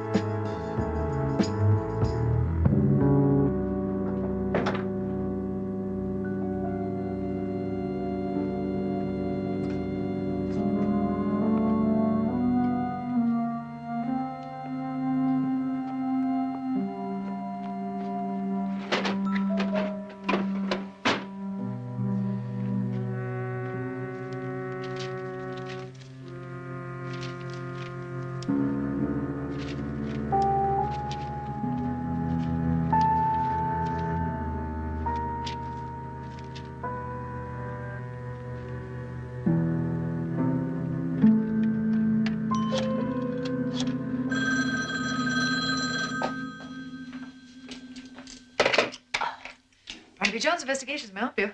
Betty, JR, would you check something out at the KDF Auto Parts Company for me? Yeah, shoot, go ahead. What is it? It's a code number, AX-332. See if you can find out what kind of an item it represents. Glenn! Betty, have you got the number I gave you before? Oh, the patio phone, yes. Right. Call me back there later. Thanks.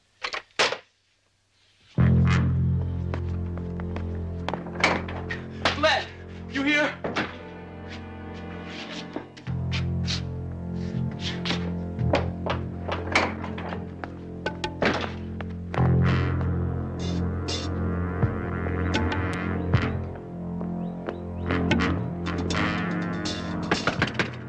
Glenn!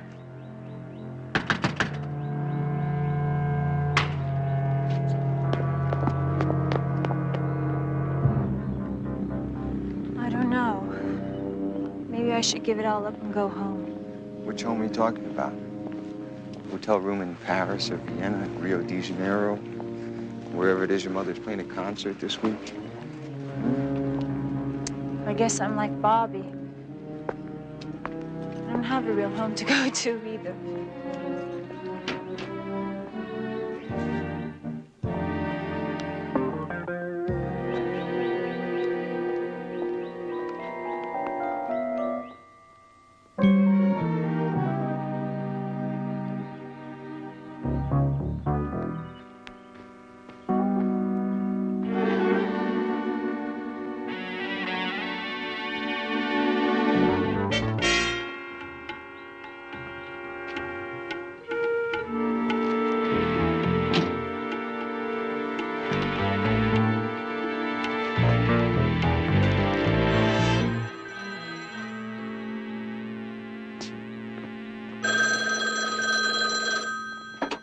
Hello? Jedediah, I've got some more on that truck driver, David Collier. He's living pretty high off the hog. Barnaby, it all fits the picture. Did you get anything on that code number? Mm-hmm. Yeah, KDF Auto Parts says it's for one of the shock absorbers that they distribute. Shock absorbers? What kind? It's a special type. Barnum High Lift 707. Did they say what makes them special? Having anticipated your mind for detail, I asked. Unlike other shocks, they are not permanently sealed so that they can be relubricated. You sound uptight. You onto something? Actually, I think somebody's on to me. My car's been searched. JR, you get out of there right now. Betty's right. No use taking chances. Barnaby, I really think I can do some good for these kids up here if I can just nail those pushers. I'm close. I really am. I just need more time. Well, I want to be right behind you if anything happens. I'm coming up. I'll talk to you later. Goodbye.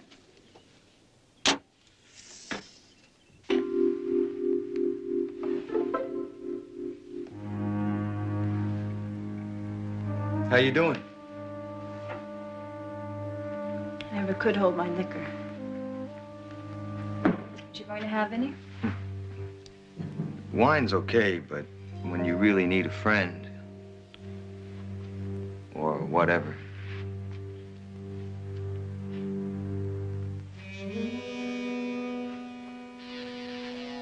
Or whatever.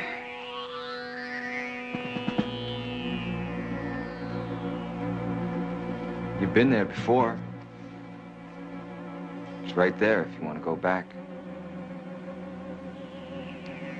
Why is it I can't remember anything about those days? Because you have to feel to remember. Yes. No more pain. No feelings. No more remembering. That's right, Diane. And if you ever need my help, I'll be here. Nobody's ever going to hurt you again. No more remembering. That's my girl.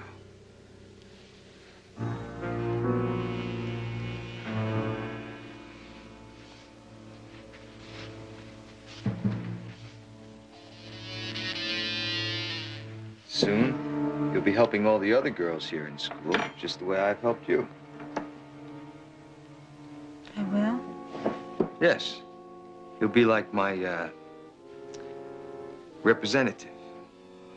You just lie there, relax, and enjoy the ride. Gotta get some more candy. I'll be right back.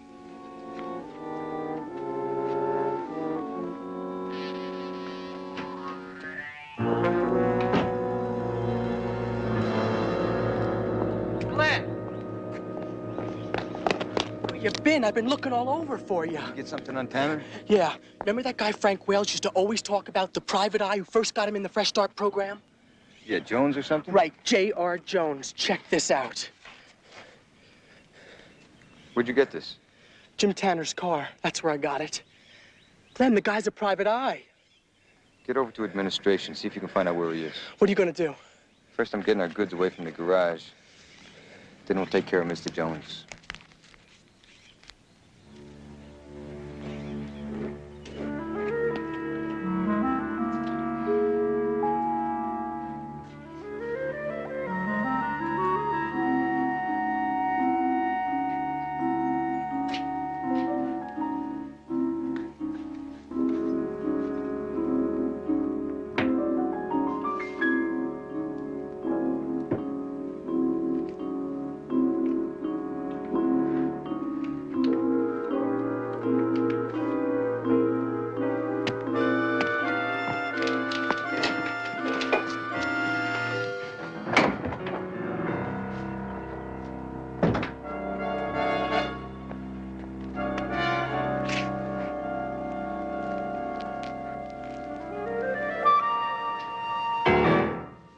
Planning on committing suicide yourself, Glenn? That's what you said, isn't it? That if you could find the guy who put away Frank, you'd kill him with your bare hands. That's what happened, isn't it? Frank found out about your little operation here, so you killed him, right? Drop that. Let's go for a ride. I'll show you exactly how I did it. Come on, move it.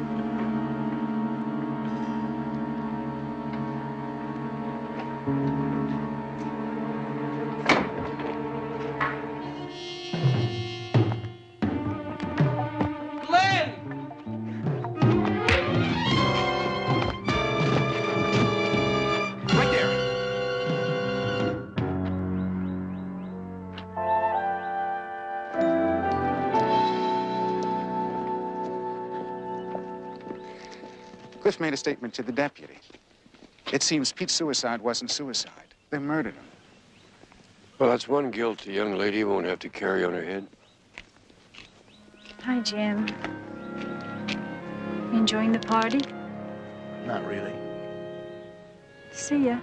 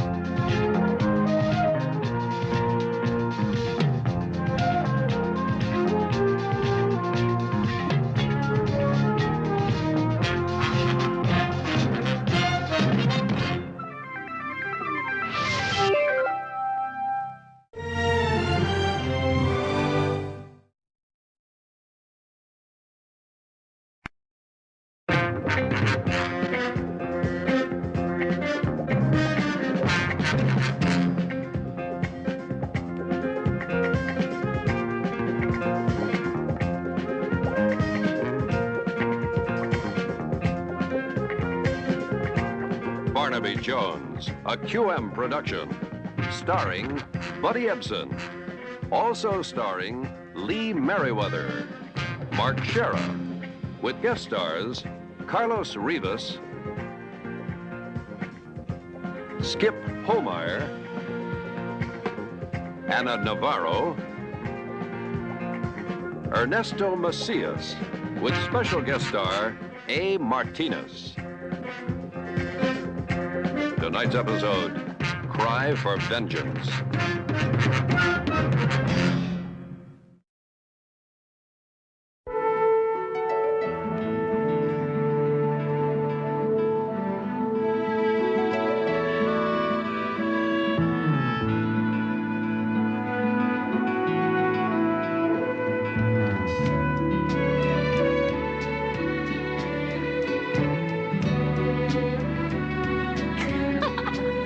Higher, Jimmy, come on, higher! Push! Push, come on!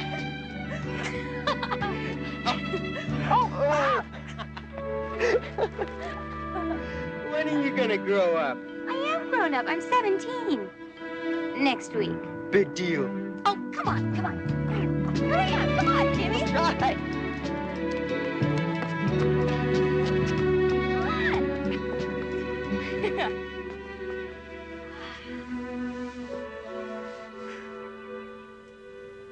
It costs an awful lot to go to college, doesn't it? So you get a scholarship. Do you think I could? Hey, if I can, anybody can. Anyway, next year I'll be a CPA. And then I'll be able to help you. Some. Just some. Gee, I guess you're not so bad after all. For a brother.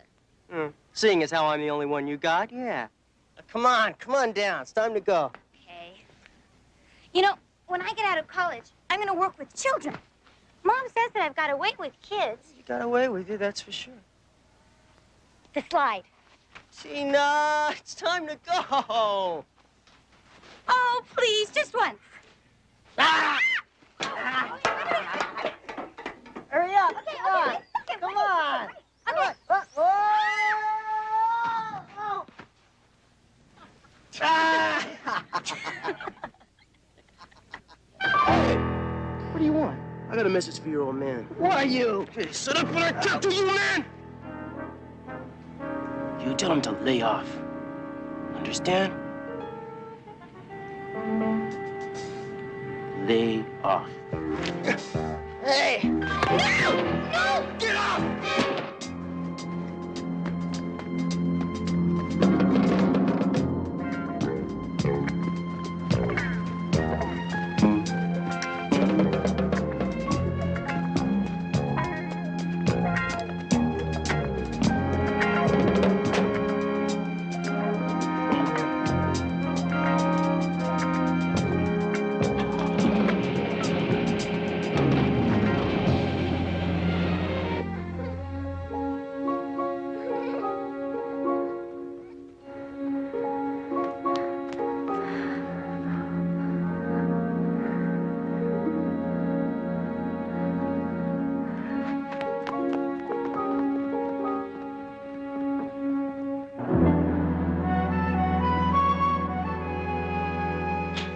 Betty, any phone calls?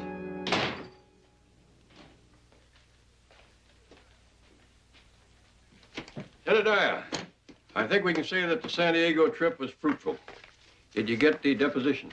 Yeah, and the police report and the bank statement. Good. We should have this thing wrapped up and... What's the matter?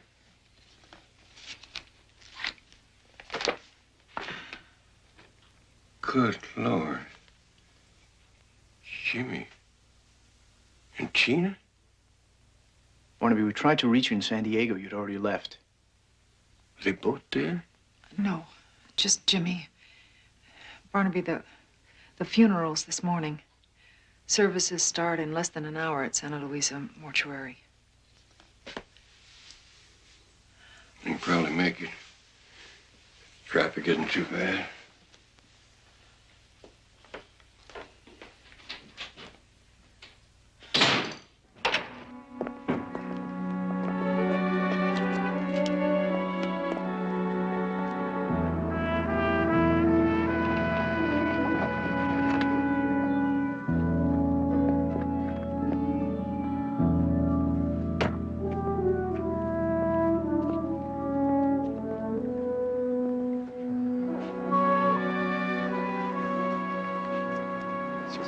Mr. Avila? Moreno? What can one say? My deepest sympathies. Thank you.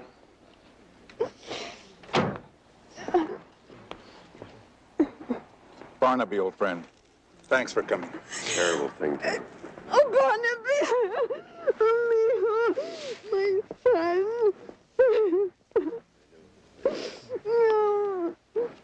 After the cemetery, we go to my house. Will you have time to come by the house? Time for old friends, Maria.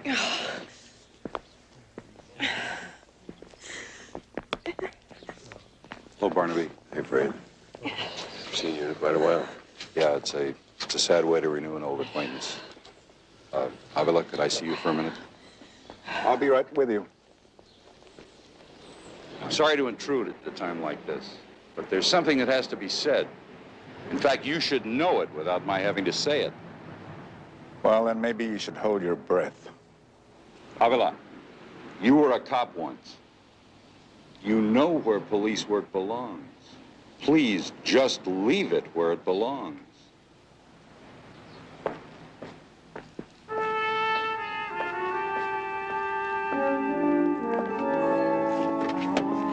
Nice funeral, huh, CJ? I think I'll skip the graveside stuff.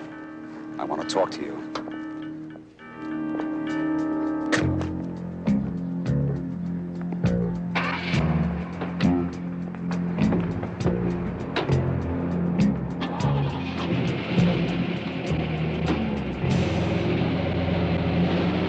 How's Gina? Can I see her? I'm afraid not, Barnaby. The doctor said she shouldn't see anybody for a while. She's gonna be all right? She'll live.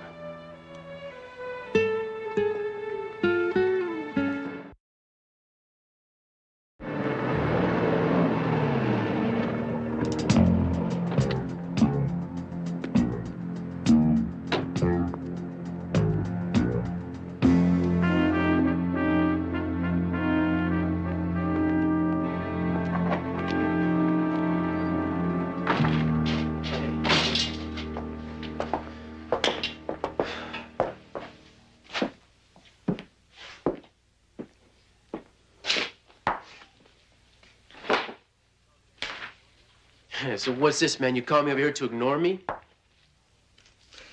Let me ask you, Sierra.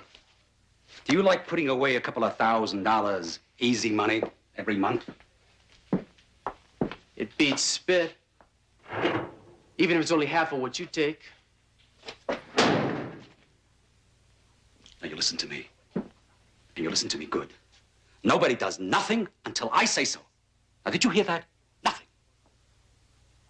What are you getting on my case for, man? Because you forgot I'm the one that says when, how, and what goes down. Well, you know, I'm a forgetful kind of a guy. Maybe you ought to look for a new partner, huh? We need each other. And we both know it. But you should never lay a hand on Avila's son. Much less put him in a coffin.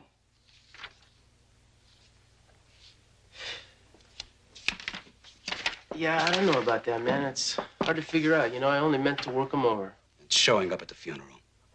The sheriff was there. Now, suppose he put us together. Ain't nobody gonna put us together, least of all the sheriff. He don't know from nothing what goes down in the barrio. And Tomas Avila? You think he's just gonna lay back and do nothing about his son's death? I went after his kid because of Avila, remember? Because of Avila. He doesn't know about you. Nobody knows about you. They know about me. I'm out in front. I'm the one who takes all the heat in case something goes wrong. Nothing is gonna go wrong. Because you don't blow your nose without my permission. Now on. Okay? Sure, man. Sure. Use the back door.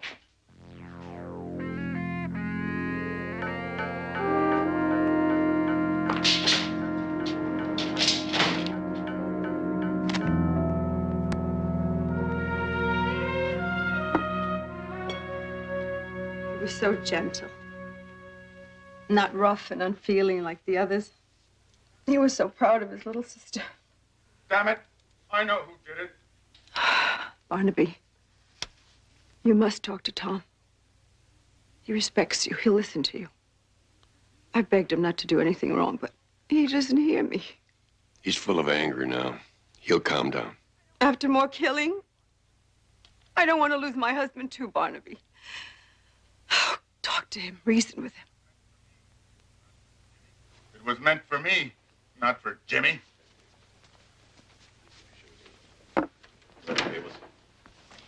I think I'll lie down for a while. Sweetheart, can I get something for you? No. You talk to Barnaby. Barnaby, let's go in the den. Fine woman. Sure is. More than I deserve.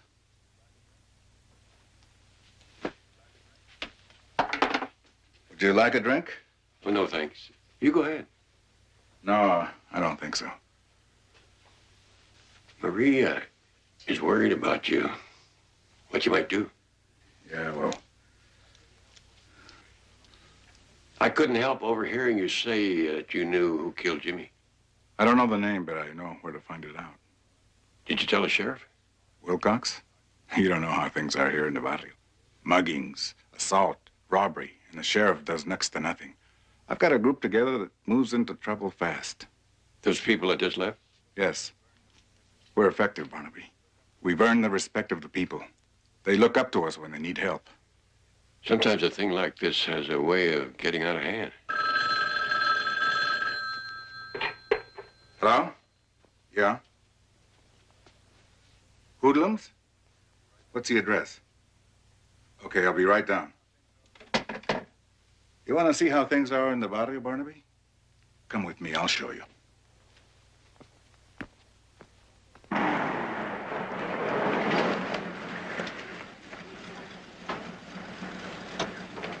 Pronto 1. Pronto 2. Yes? I'm here with Pronto 3 on the location. We'll handle it from here. Pronto 2. Roger.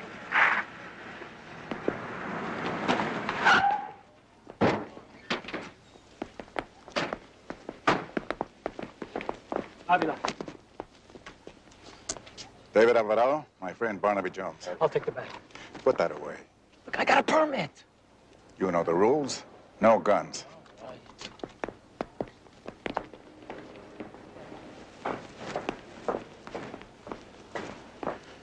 Like old times, huh, Barnaby? Last door on top.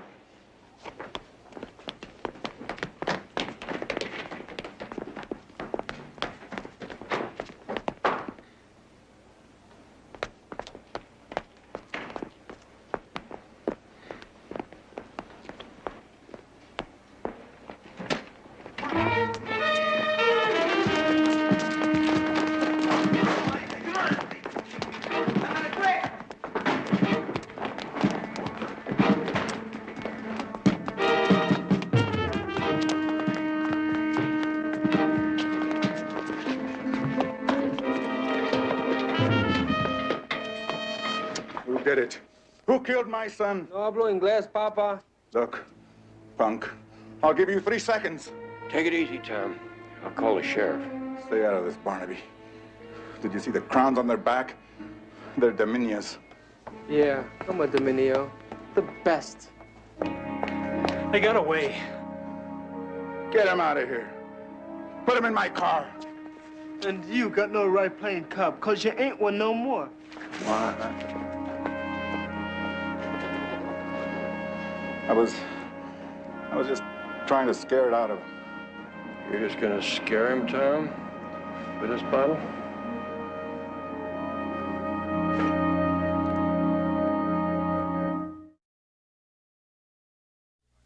Is this gentleman the complainant? Right. Don't worry, everything will be all right. All you have to do is sign a paper. Just see Officer Gordon, please. Avila. The boy claims that you assaulted him. Boy? He's no boy. He's a culebra. A snake. All the same. There are no grounds for the charge of assault. I was there, Fred. Are you satisfied? Okay. If I were you, my guts would be tied in a knot. Just don't step over the line. Don't do anything that'll make me lock you up. Your concern is very touching. But tell me one thing. What are you doing to find the killer of my boy?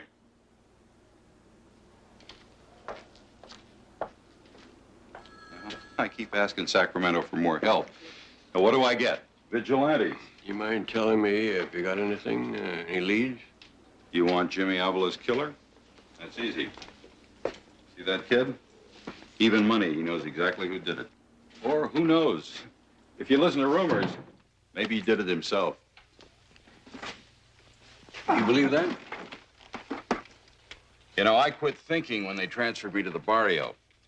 And since Avila put together his enforcement group, the people here in the barrio just plain don't look to me for help anymore. To tie in with those rumors? Figaro out there is a member of a street gang. Okay, they call themselves the Dominios. That means Supremes or something like that. Okay, the rumor is that they had a little protection thing going. They were extorting money from the shop owners. Now, the same rumor says that Avila snagged some of the Dominios and he roughed them up pretty bad. And Jimmy Avila's death may have been a reprisal. Yeah, but I can't arrest anybody based on rumors. You talked to Tina? She didn't see the killer's face. She said he had on a ski mask and that he had a gun. Now, Jimmy Avila was pistol whipped. That's all you got from her? Well, she was in pretty bad shape. Look, Barnaby, you're Tom Avila's friend. Tell him to stay out of this. Because if he doesn't, he's headed for real trouble.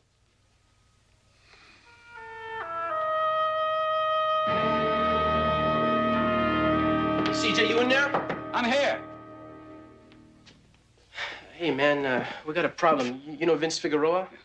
Well, Avila busted him and took him to the sheriff.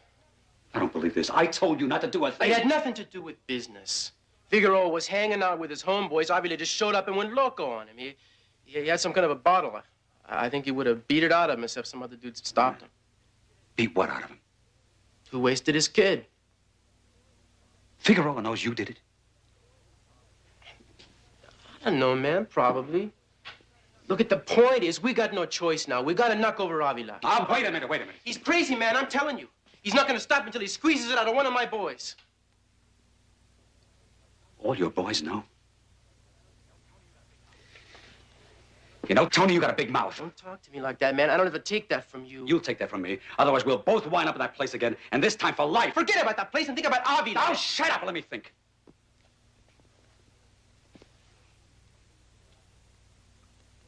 Okay. Avila goes. But not your way. First, we spring Figueroa out of jail. How are we going to do that, man? I have a lawyer that will handle it. Now, that automatic of yours, it's a 38, isn't it? Yeah. It's the kind that a retired cop like Avila would have. So? Take this. It's a 32. It's clean.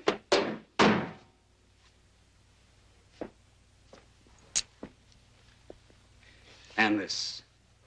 What's the key for? First, we get your boy out of jail.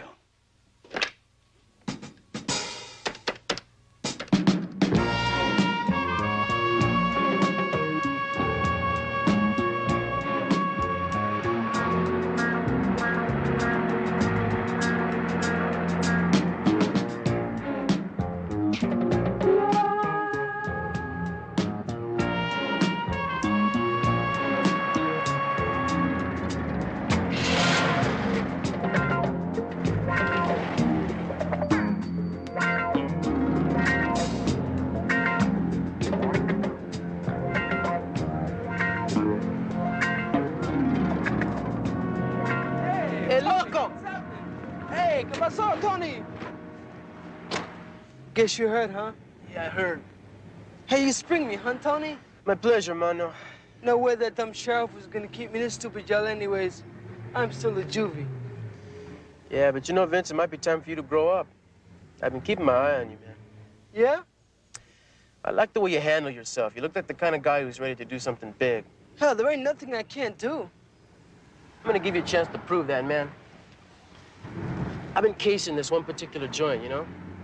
And I was thinking maybe you want to help me knock it over. Yeah, when? How about now? You mean right now? Hey, no pressure, man. You want to get out, get out. Tony, I'm with you. What I mean is, well, I'm naked. Hey, you won't need a gun.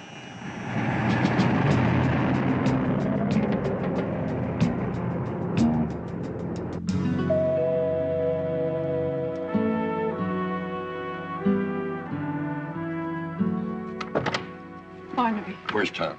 If you find one of those bunts, hold him for me. I know you did the best you could.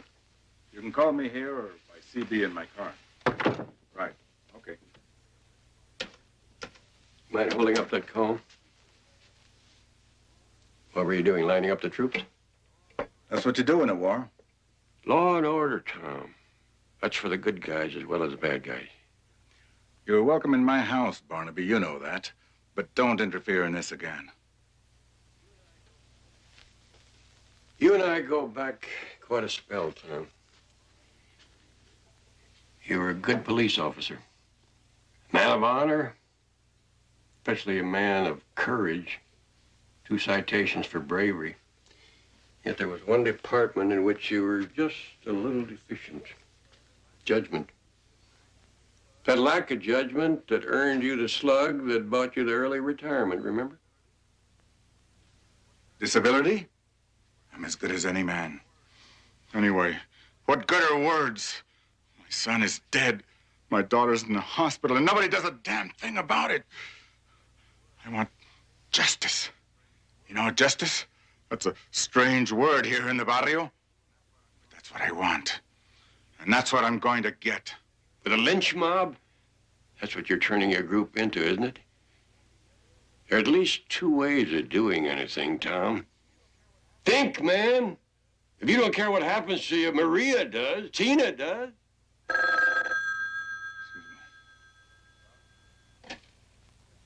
Hello? Yeah, this is Tom Avila. The one who killed your son. If you want him, he just broke into the circus disco. He's there now. Be careful. He has a gun.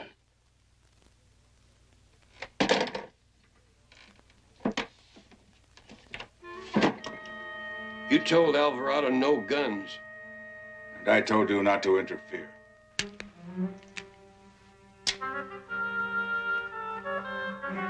Tom?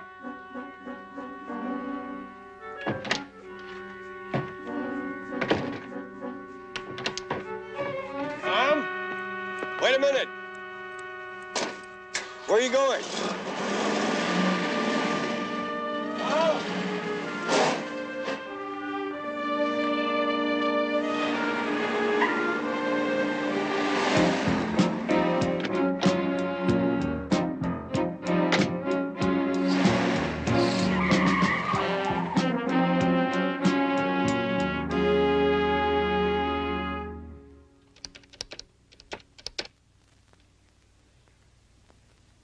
Give me the sheriff, please.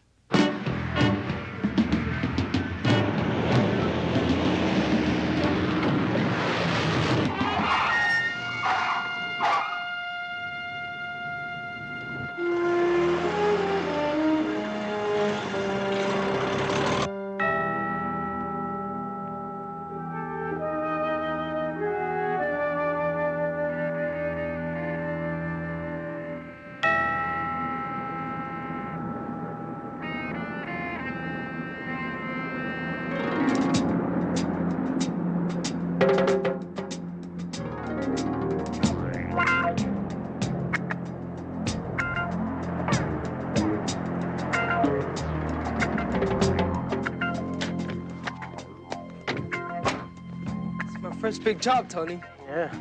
A key. What a way to knock over a joint, huh? This is a big time, Vince. Keep your eyes peeled, all right?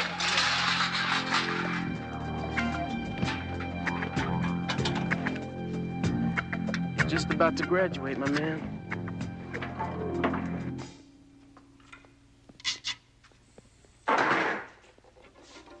The cash register's down at the end of the floor. Go check them out. Hey, Tony, I just thought of it. Isn't this the joint that closed about a week ago? Hey, forget about that. Just go do it, man. We're in a hurry. Come on.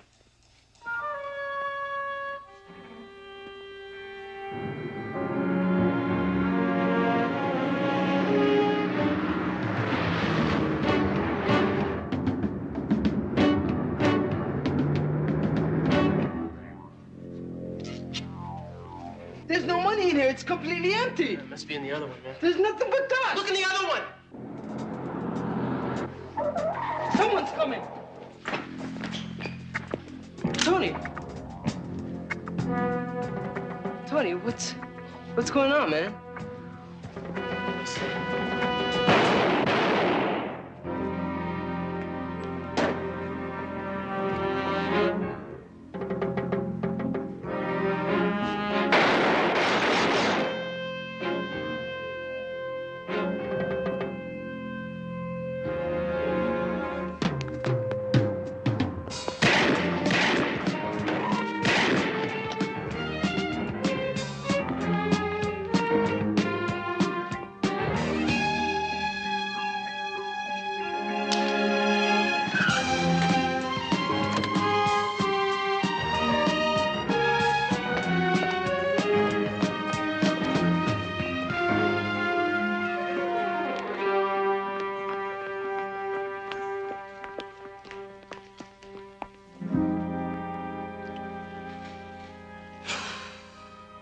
Had to happen, didn't it?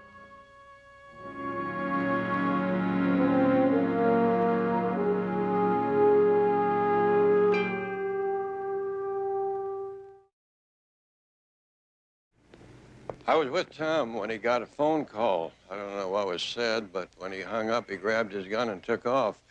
I followed him. I tried to stop him. I got a phone call, too. I was told that I could find Jimmy Avila's killer here. This phone call, did he or she mention their names? No, but it was a man. Well, there's nothing unusual about a tipster wanting to remain anonymous. It seems a little strange that you and Tom would get the same tip. Oh, but we don't know that it came from the same caller. Any more than we know that this young man killed Jimmy Avila. No, that's right. We don't know that for sure. Not yet. He didn't have a gun when Tom brought him in. Incidentally, how'd he get out of jail so quick? He was bailed out. Well, he's a juvenile, wasn't he? Yeah, 17 going on 60. Well, that means you couldn't hold him for more than a few hours anyway. Look, I'm not responsible for the juvenile justice system. Doesn't it seem a little odd that anybody would bail him out if they didn't have to? I don't know what you're driving at, but I do know I got a clear case of murder and a suspect that both of us saw fire into this place. Well, if you saw what I saw, then you know that Tom aimed high. These two came from outside, undoubtedly from Tom's gun. Now, that young man would have had to been standing on the bar in order to take one of those slugs. You dig around in here, and I'll bet you that every spent slug you find from Tom's gun, none will be found in the victim.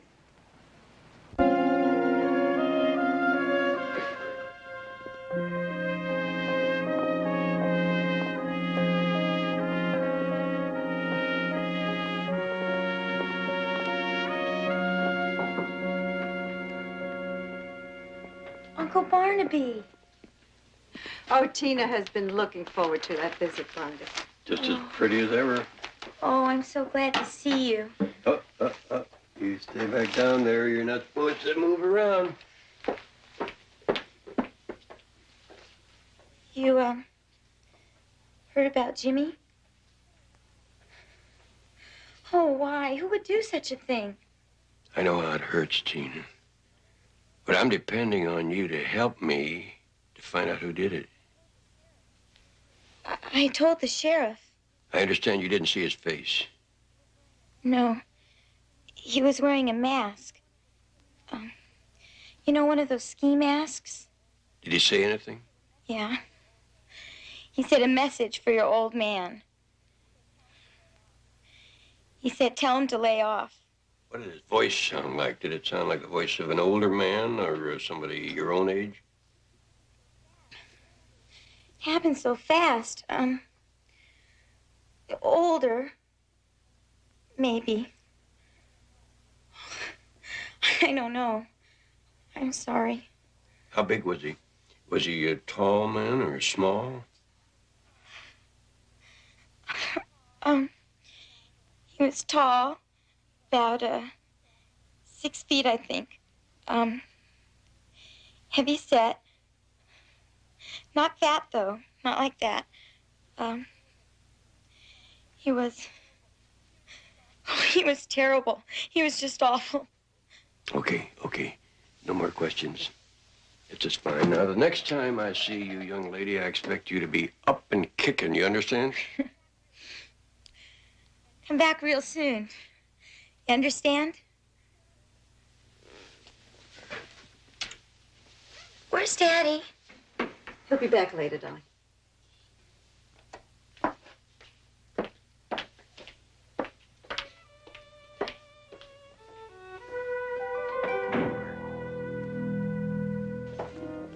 Where's Tom? Where is he? What has happened? I'm sending Betty out to stay with you. There's been a little trouble.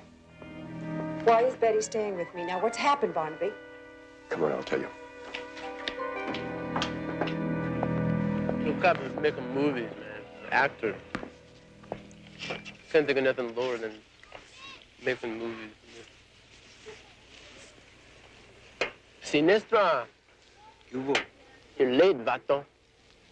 Hey, I had to sneak out. My old man grounded me. Next week, his old man gonna make him dress up in his little sister's dress. Let's take a hike. Me and Peter got some business. Hey, take your jelly beans, man. I'm on a diet. That's some warm beer. It's going down, you see.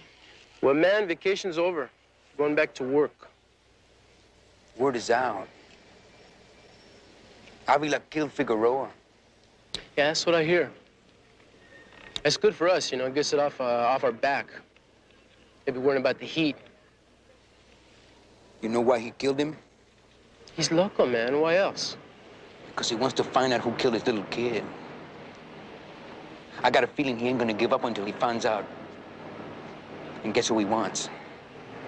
And how's he... What can he do, Vato? Every cop in the state's looking for him. If they don't find him, if they don't ice him, I'm gonna ice him. That's the least I can do for Vince, no?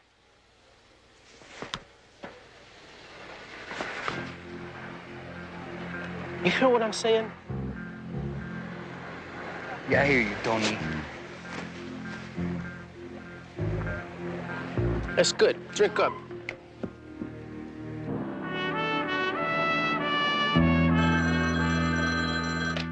Barnaby Jones Investigations. Jedediah, I'd like you to check out a name for me. The owner of the Circus Disco here in Santa Luisa. Circus Disco. Got it. Did Betty get there all right? Yeah, about an hour ago. Get back to me on that as fast as you can.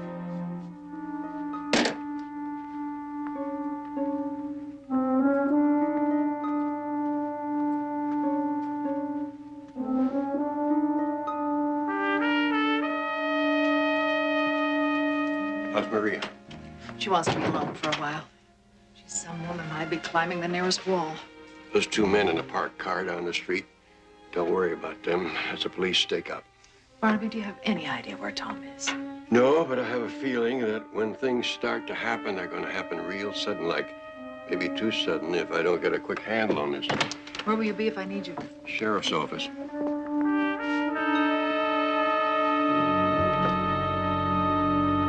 Buenas, señora. ¿Cómo está? ¿Está bien? ¿Y la familia? ¿Está bien? Muy la familia. Mis saludes, por favor, ¿eh? Y Margarita también no se olvide, ¿eh? Aquí tiene usted, señora. 12.50.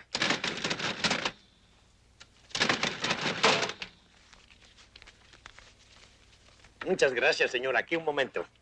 Aquí tienes tú. Hasta luego, señora. Esto. Hasta luego. How's it going, General?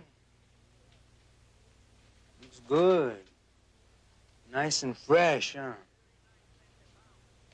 39 cents a pound. Good price.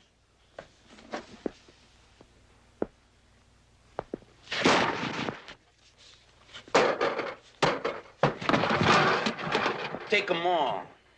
Get out of my store. Get away. Not till we talk, Allende. You heard the good news? Your friend Avila's wanted by the cops for murder. It is a lie. Tomas Avila is a good man. Then why is my friend dead? Come on, protection money is up. $100 more. I'll give you nothing.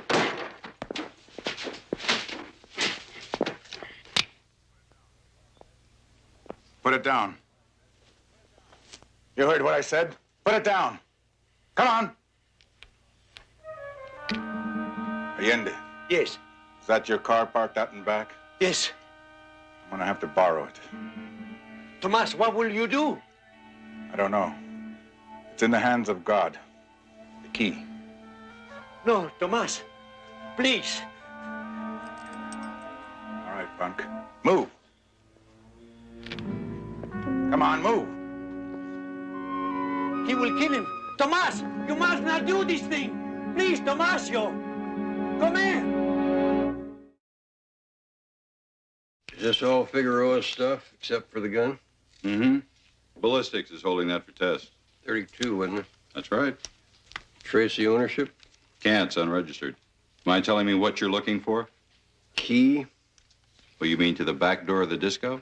You look for one, too? Yeah, well, I don't have to fall on my head. Once you pointed out that the back door had been tampered with, or hadn't been tampered with, I had the men make a thorough search. No key.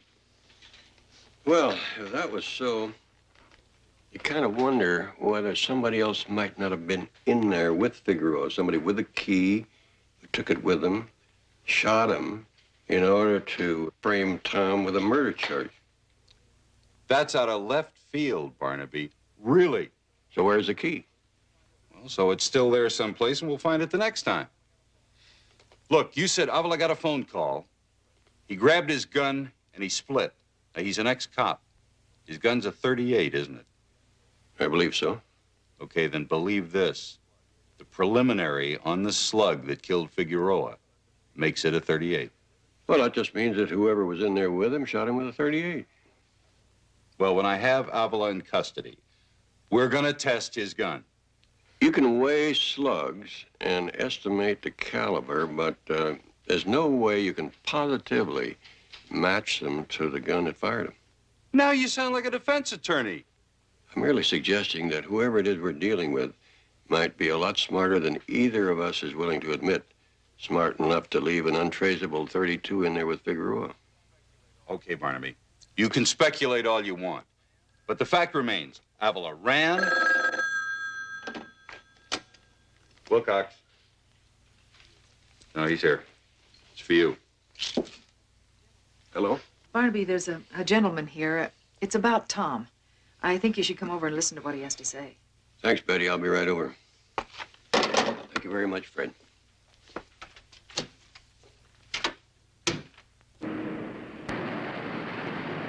Lay off of me, Avila. I told you what you want to know. Tony's gonna kill me anyway when he finds out. I wouldn't be a bit surprised. Let me go! I want it all. What are you talking about? I know, Sierra. The big macho. He can't think beyond his trigger finger. Who's behind him? Come on, punk. Who's behind him? I don't know. Honest, I don't know. I mean, there's somebody, yeah, but nobody knows who it is. Stay put.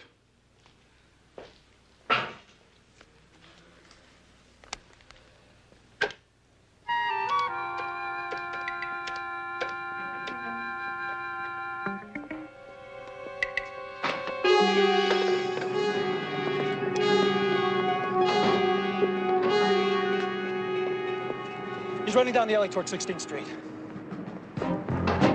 Tom? Tom, let me help. No, this one is mine.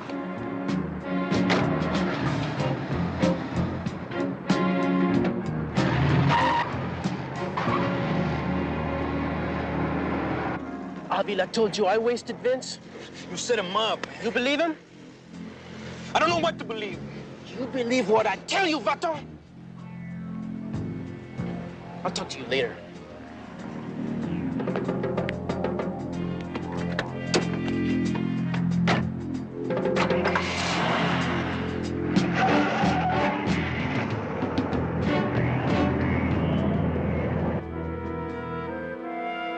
I don't know what I'm doing here. I don't know about these things.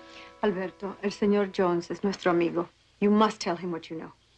I wouldn't want to hurt Tomas, but maybe I'm afraid what he do with his temper.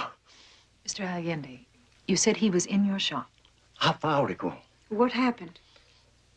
there was some hoodlums. You know, the street gang. The Dominios? Yes, they came for money, and he started to tear my place apart. Tomas was in the back room. He had a gun, and he took the boy away. Did he say where? Maybe to kill him, to revenge his son. That's what I'm afraid for. Barnaby, the telephone is for you. Yo no sé lo que va a hacer palabra. Está bien, está bien, está bien. Hello? Barnaby, on the circus disco, I traced the owner. He lives out of town, but I'm afraid he lives way out, in Chicago. The place has been up for sale for several months, but there are no takers. Yeah, I noticed the realtor's sign on the building. Yeah, Moreno's Properties. It's a local outfit in Santa Luisa.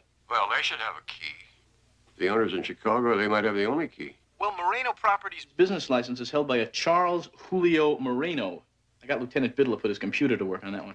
Come up with anything on Marino? A bundle. Charles Julio, a.k.a. Carlos J., a.k.a. J. Julio Morales, arrested 15 years ago, Badger game, no conviction. Arrested 10 years ago, armed robbery. He did 5 years on a 2 to 10, and he did hard time in Colorado. C.J. Marino. Thanks, Jedediah. Thank you very much.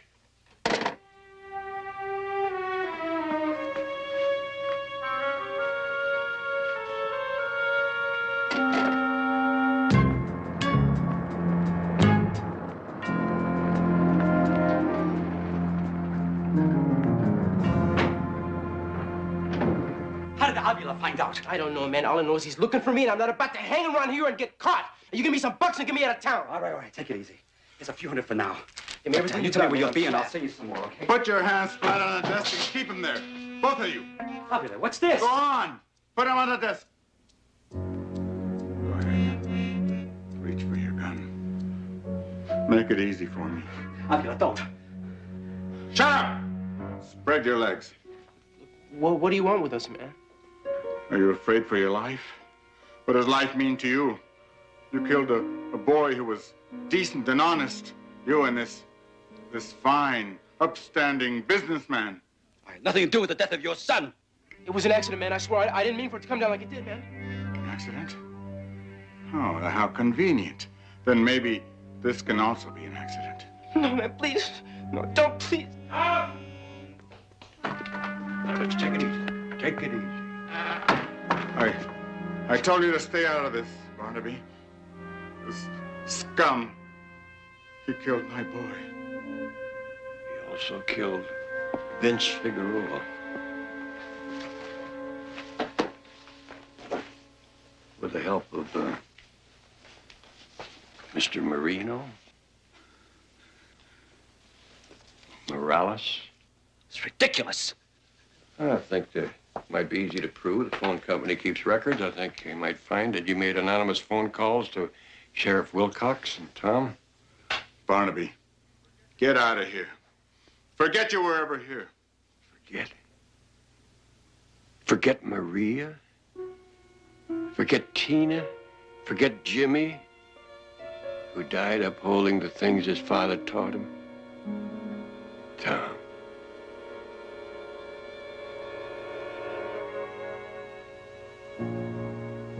Now there's just one thing left to do.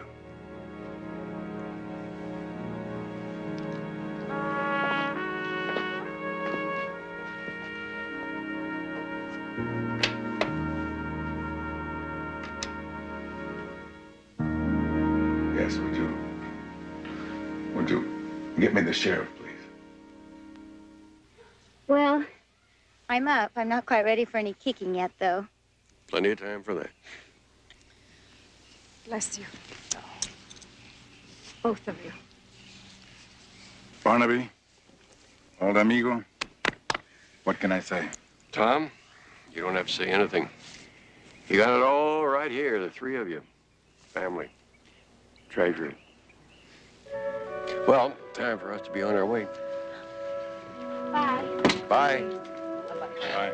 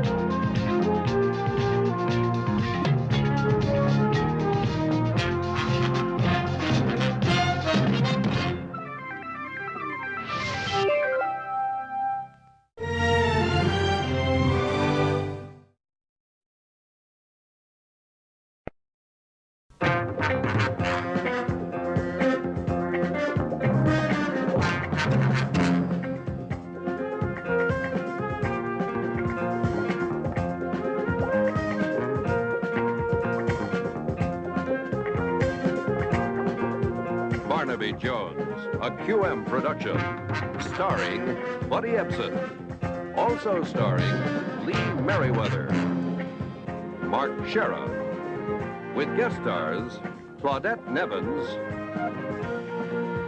Michael Lerner as Albert Kruger, with special guest star Hattie Darbenville. Tonight's episode, Run to Death.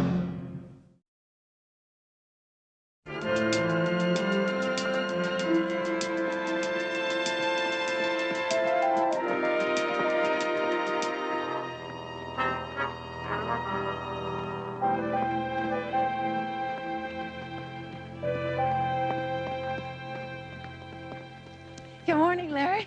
Hi, Betty. Haven't seen you in a couple of days, huh? You been away? I've been lazy. Would you believe that I'm already up to 2 miles a day? You're kidding. 2 miles? That's round trip, of course. Not bad for a fella just coming off a massive heart attack, huh? It's terrific. You're really making great progress. Yeah, well, another month and I'll give you a run for your money. You're on. Hey, this is where I turn around and go back. Okay. See you tomorrow? If I don't get an acute case of the lazies. Bye.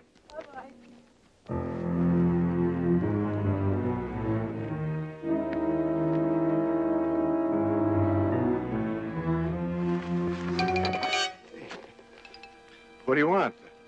Now, wait a minute. I don't have any money yet.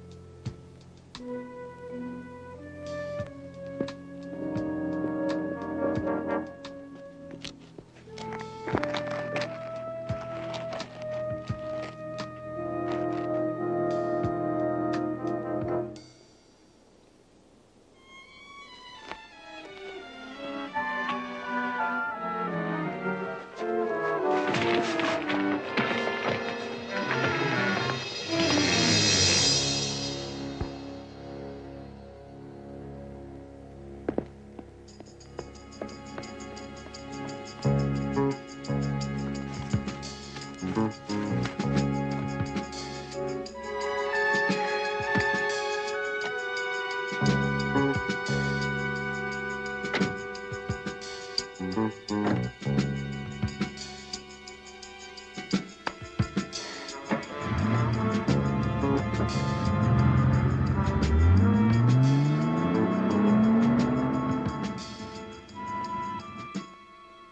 get an ambulance.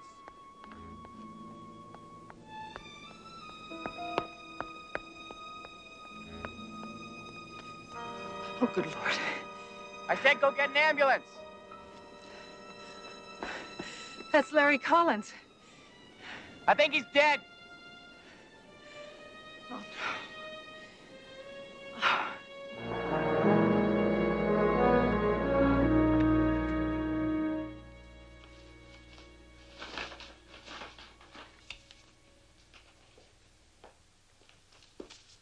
Betty, would you pull the Hampton files, please? Betty? Lieutenant Bitt will be here any minute. Oh, I'm sorry, Barnaby.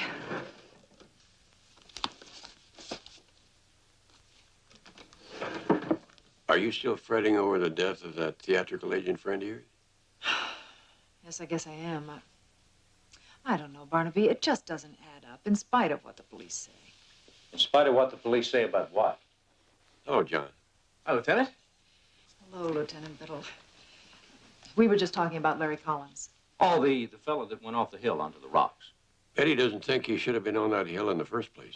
Well, Larry was just recovering from a serious heart attack. His doctor had placed him on a systematic recuperation program where, where you start out walking a half a block and then every day after that you extend it a little farther. Yesterday, he was up to 2 miles. And when I saw him, he'd already finished 1 mile and was heading back. And your problem is his body was found beyond that point. A good quarter of a mile, which would have been a half-mile round trip. And plus going up that steep hill. Now, I know that wasn't on his program. Betty, didn't you ever break your doctor's orders? Well, not for something as serious as this, and I can't believe that Larry would either. I mean, he was really proud of those 2 miles. Barnaby, we better get started for the marina. All set. Betty, you try to cheer up. I'll talk to you later. You don't believe that, do you? No, I don't, J.R. Neither do I. Well, listen, if you had heard what he said, I mean, the way he said it, you wouldn't... What'd you say? I think I ought to go with you, is what I said. Because it's obvious you're not going to rest until you go back to the park and check it out for yourself.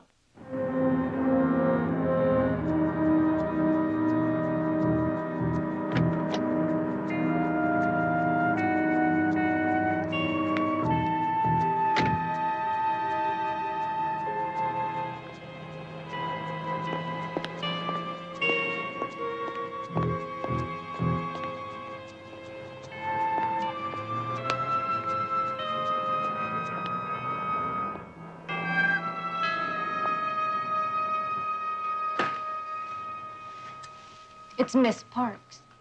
Oh, yes. Anita!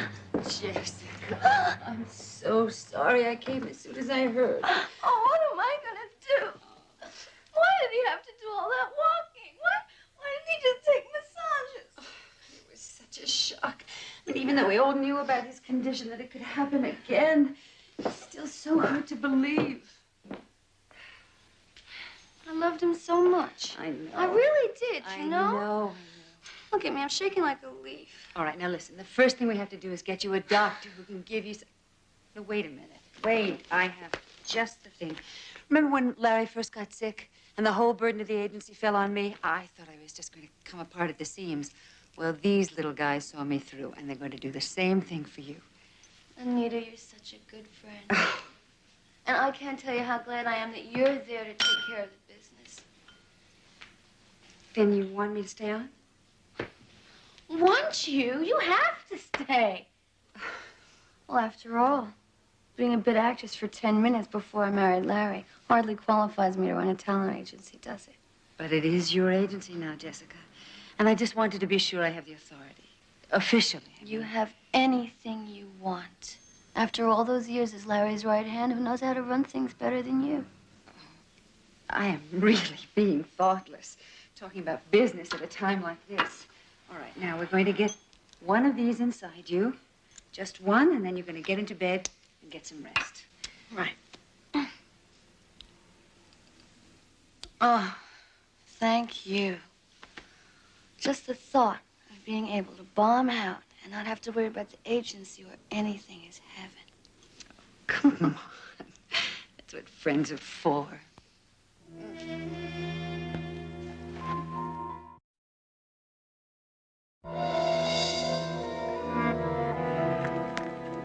Well, there's only two reasons I can think of to come up here. One is because you want to, and the other is because somebody else wants you to. All I know is if I had a bad heart, I sure wouldn't want to. And that suggests force. Yeah? Yeah, well, there should be signs of a struggle here, shouldn't there? I'm afraid we're not going to find much of anything on this hard surface.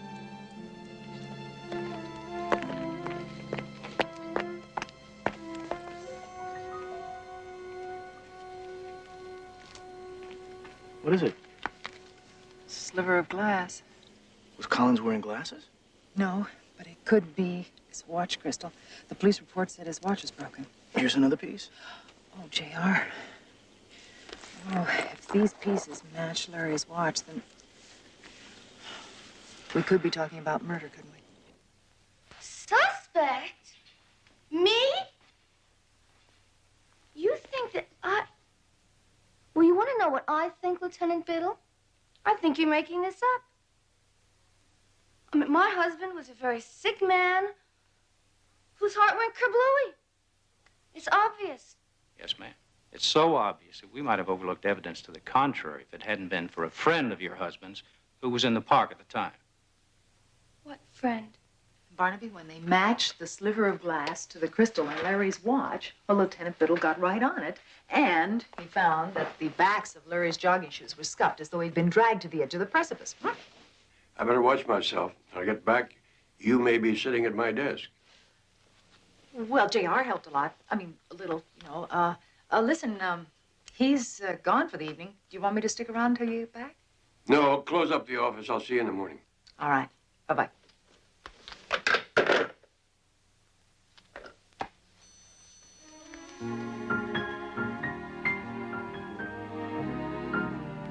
I'm looking for Betty Jones. I'm Betty Jones. May I help you? I'm Jessica Collins. Oh, you're Larry's wife. Uh-huh. The police say you're the one that made it look like my husband was murdered. I made it look like? Well, you found the evidence. Oh, yes. Well, now I'm in big trouble. You're in trouble. How? Well, that Lieutenant Biddle, he thinks I killed Larry to become the sole heir. Well, I can understand why you might be angry at me. Well, who said I was angry? Well, then, why are you here? Look, you were smart enough to find evidence. I don't see why you can't find out who killed Larry. You want to hire me? Well, of course. You think I want to go to jail for something I didn't do? Barnaby Jones Investigations. May I help you? Is Jessica Collins there, please? Yes, she is. Just a second. It's for you. Hello?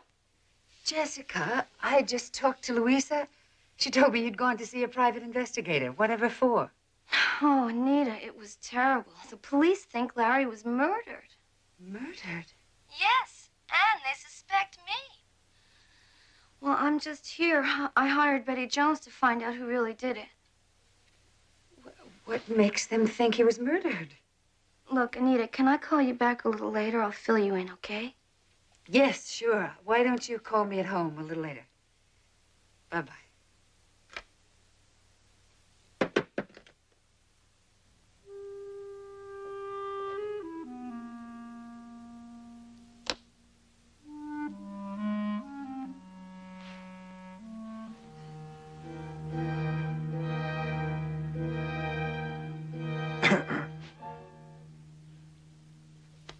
Albert, don't you ever knock?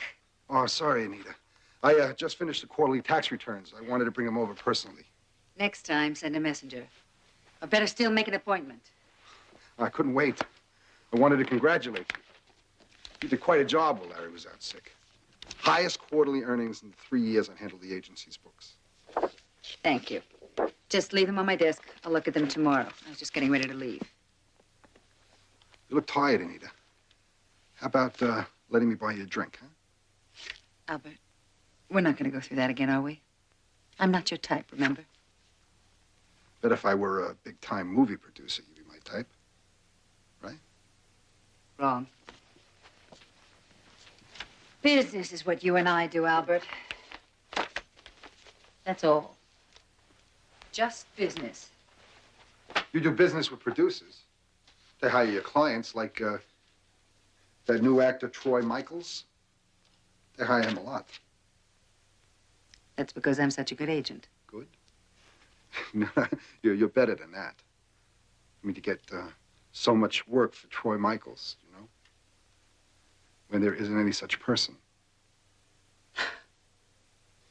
Don't be ridiculous, Albert. Of course there's a Troy Michaels. Uh-uh. Not according to the Screen Actors Guild. You know, it's very funny. This name kept on cropping up in the books. I couldn't get a fix on it. So I got curious. How curious did you get, Albert? Enough to know how you stole $112,000 from the company's funds, false entries of large sums earned by Troy Michaels, checks written by you and mailed to a box number, which you then picked up and deposited into an account under the name of Troy Michaels, which you signed. You even deducted commission. Very clever. Apparently not clever enough. Well, I think maybe you underestimated me, that's all. Well, I'll be careful not to let that happen again. Good. Now, how about that drink, huh? Of course, Albert. I'd be delighted.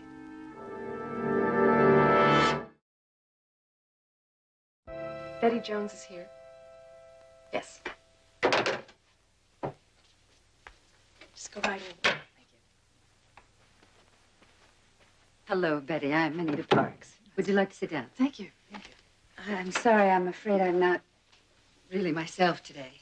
First Larry's death, and now this suspicion of murder thing. Well, it's more than just a suspicion. Oh, really? Was it a mugger? Something like that? People in jogging outfits don't generally carry valuables. Personally, I think the killer is someone who knew about Larry's heart condition and took advantage of it. Oh, well, practically everybody in the business knew that Larry had been sick. Well, I was hoping that you might help me to narrow down the field.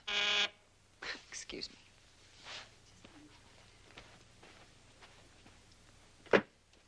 Yes, Nancy. Okay, put him on. I'll just be 1 minute. Hello, Jack, how are you?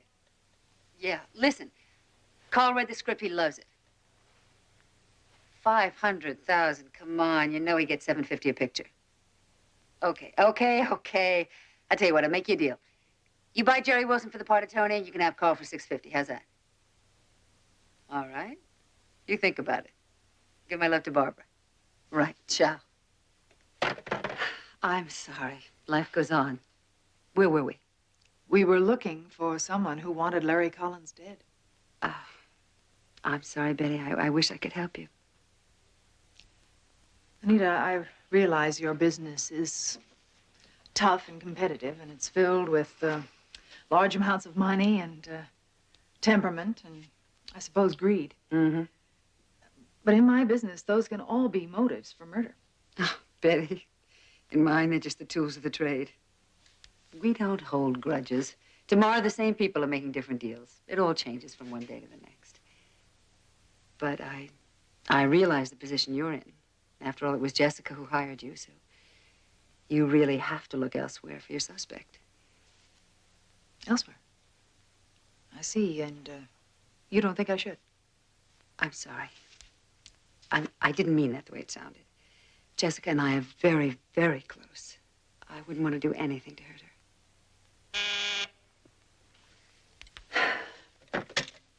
Yes, Nancy. Look, you tell Albert. Just tell him I'll call him back later. Thank you. Oh, taxes. What a bore. Was that Albert Kruger, the accountant? Yes. I have a luncheon appointment with him. Now, I must be going. Perhaps we can talk another time. Anytime. And if I think of anything that I think might be helpful, I'll get in touch with you. I would appreciate it. Sure.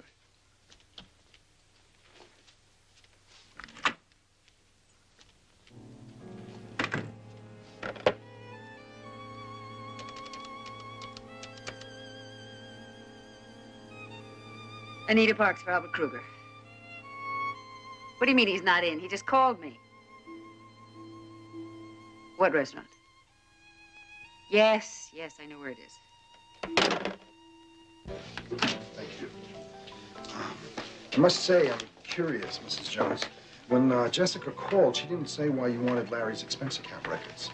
I thought it was awfully late for her to be checking up on her husband. Oh, it's nothing like that. I'm sorry, you obviously don't know. Larry was murdered, Mr. Kruger. Murdered?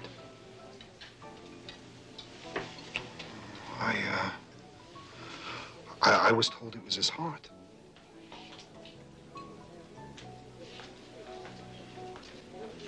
You know, you read about this all the time, but it's kind of spooky. You know, somebody so close to you is actually murdered. You have any idea who did it? Well, before we can find out who, we have to find out why. The problem now is motive. Can you think of any? Well, for heaven's sake, look who's here. Rita. I was just going to have lunch with a client of mine, and he had to cancel at the last minute. I'm all alone. You mind if I join you? Anita, Mrs. Jones has told me that Larry was murdered. I know. It's hard to believe. I was hoping that Mr. Kruger might be able to shed some light on the mystery. For example, if it was a monetary motive, wouldn't that show up in the books? I mean, have you noticed any unusual entries?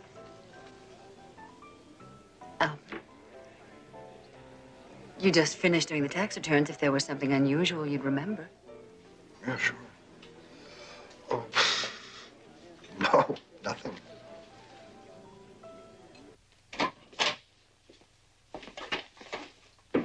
Hi. How did the Hampton case go? Oh, we should have it wrapped up in a couple of days. Did Collins' personal expense record tell you anything? Not really, but there is one item here. He leased a cabin for about 6 months last year. I called Jessica. She didn't know anything about it. Oh, you mean like Lover's Hideaway kind of thing, huh? Could be. He gave it up about the same time he married Jessica. Well, if he did have a roommate, it couldn't have been Jessica. He only met her a week before he married her. Well, now, how did you know that? Lieutenant Biddle brought it up. We saw him this morning. He also said that Jessica was about to be evicted from her apartment for non-payment of rent before she met Collins. And I don't have to ask you what Lieutenant Biddle read into that. He said that money might have been the motive for marriage then, and it could be the motive for murder now. Oh, I don't know. I really believe that she loved Larry. Did Anita Parks shed any light? You know, and I got the distinct impression that she agreed with Lieutenant Biddle about Jessica.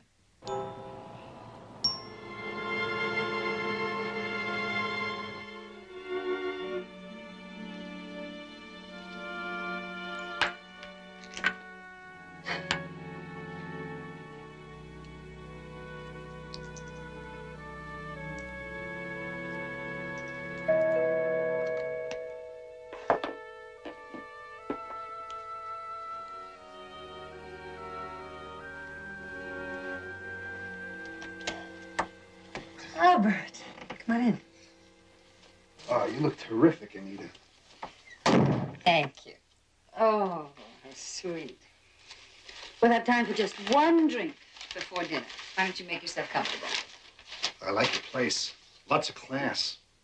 Now I can see what all that extra petty cash Larry took out of the company went for.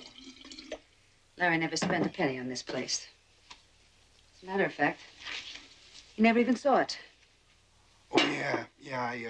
I guess it would have been dangerous for him to come here. Dangerous? Sure. I mean, if a big movie star like Tracy Myers ever found out that Larry was having an affair with you, while at the same time he was publicly dating her, his top client. Albert, what are you? Agency historian? And then when he dumped her, and you thought you and Larry could come out of the closet, he ups and marries Jessica. That's right. Then he went to the hospital, and I got mine. But I deserved it. I think we should have that drink now. Larry's pulling through really fooled everybody, huh? Scotch all right? Yeah. I mean, for a man who's supposed to die. His coming back to work probably surprised you more than anybody else. Water? I mean, there was no way you could hide stealing all that money from Larry. So, you had to kill him. Now you have it all. Jessica doesn't have to know anything that we don't want her to know. We? We should work together, Anita. There's no limit to what we can do. Partners, right? 50-50. In the agency, including the money you already took.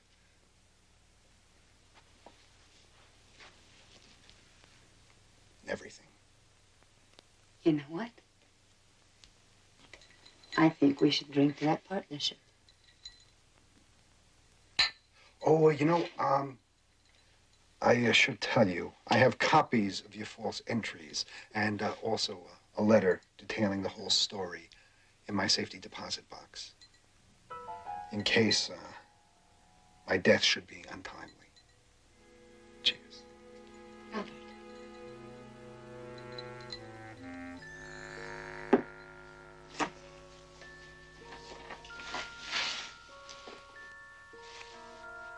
I like your style.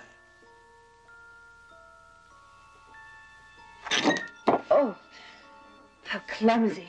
Let me get a towel. I liked your first idea better.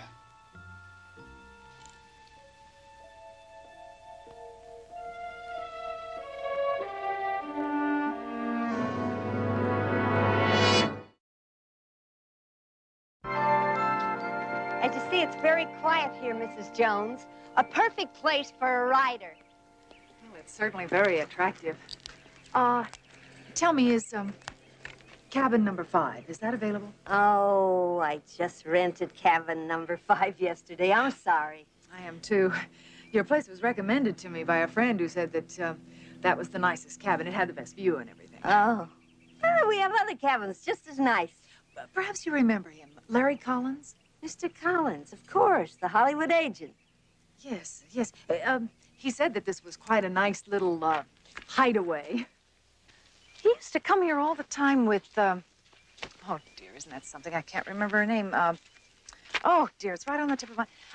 Oh, maybe you remember. No, I don't believe I do. Isn't that something? You know a name so well. Oh, that's going to bug me all day. Please, can't you help me? No, I can't. Mrs. Jones, if you were to spend time here in the company of a man, would you want me to tell his name to the first person who asked? I see I'm going to have to level with you. I'm not a writer.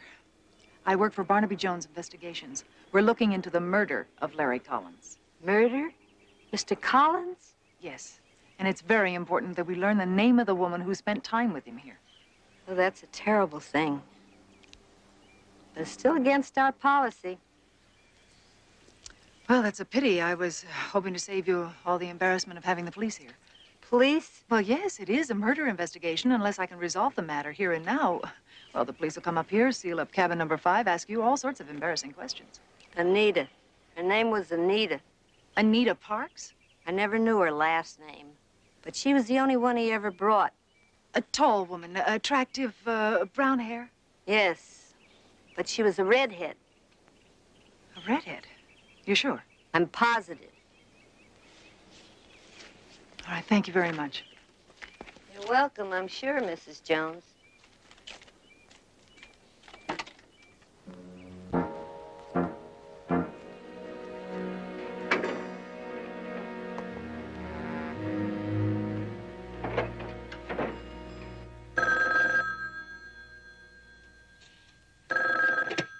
Hello? Jessica, darling, it's Anita. How are you? About to come apart, I think. I keep having these awful dreams about the gas chamber. I was hoping you'd be able to tell me that Betty Jones had made some progress in her investigation. I haven't even heard from Betty all day. Anita, I am so upset. Listen, could you come over? It's Louise's day off, and I just really need somebody to talk to. I can't right now, darling. I'm all tied up. Aren't you taking those pills I gave you? Yeah, I took one this morning when I woke up. Well, it's probably all worn off by now. Why? Anita? Jessica, darling, I'm really worried about you. You have to get some rest, you know. Here's what I want you to do. I want you to get yourself a big glass of water and then take 3 of those pills. What, 3 all at once? They're perfectly safe. I've taken as many as 4 or 5 at a time. They'll bring you way down, I promise. I sure hope so. Don't worry, they will. And I'll try and stop by a little later on, look in on you, so leave the door unlocked for me. Okay? Okay. All right. Darling, I gotta run. I'll see you later. Bye-bye.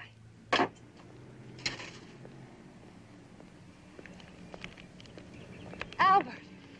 Nita, what are you doing here? I was just on my way up to your office to see you. I have something for you. Partner, What is it?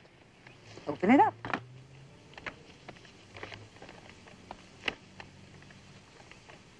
Your share, Albert. $50,000. Well, I thought I was supposed to pick it up from your place tonight. Well, when I took it out of the safe deposit box, I started getting nervous. I didn't want to be walking around with all that cash on me. Yeah, well, neither do I. Well, I've heard you have a safety deposit box, too. Look, Anita, I have an appointment. Well, you'll be a little late. Yeah, well, I'm late already. Albert, I may have become your partner, but I'm not your banker, too. Do what you want. Okay. I'll take care of it. Good. And don't forget tonight, 7 o'clock, right? 7 o'clock. Fine, Mr. Kruger.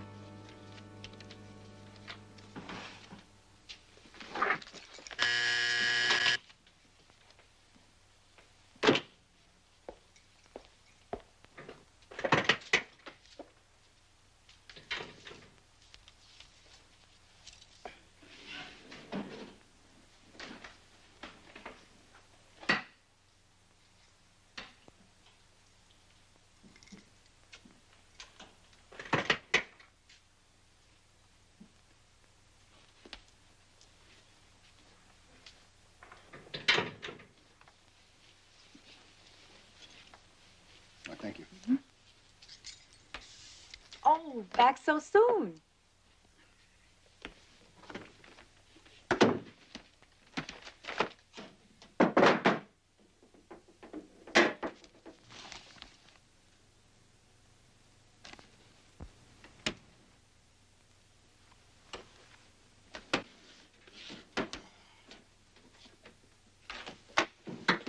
Don't make a sound. Nita. Get that door closed. Go on. We'll have a board meeting later, partner.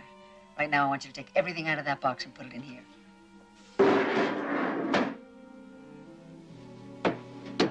You make one false move and we get back to the vault.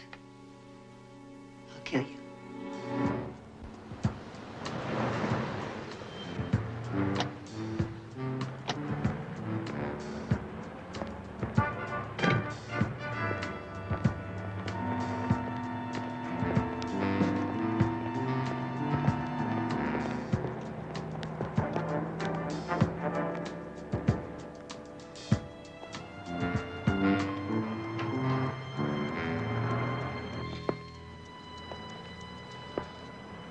Nita, what's going on?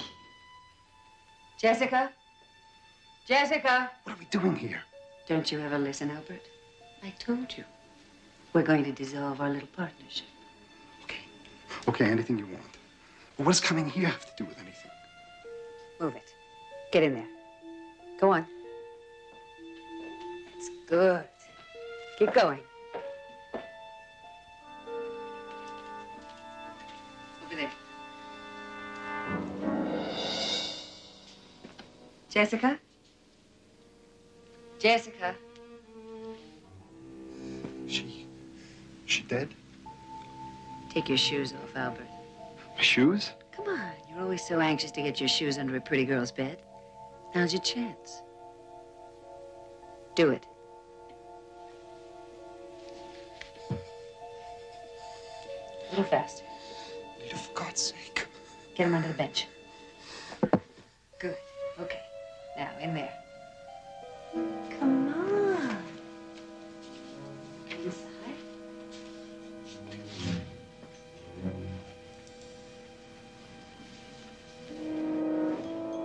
Now the rest of it.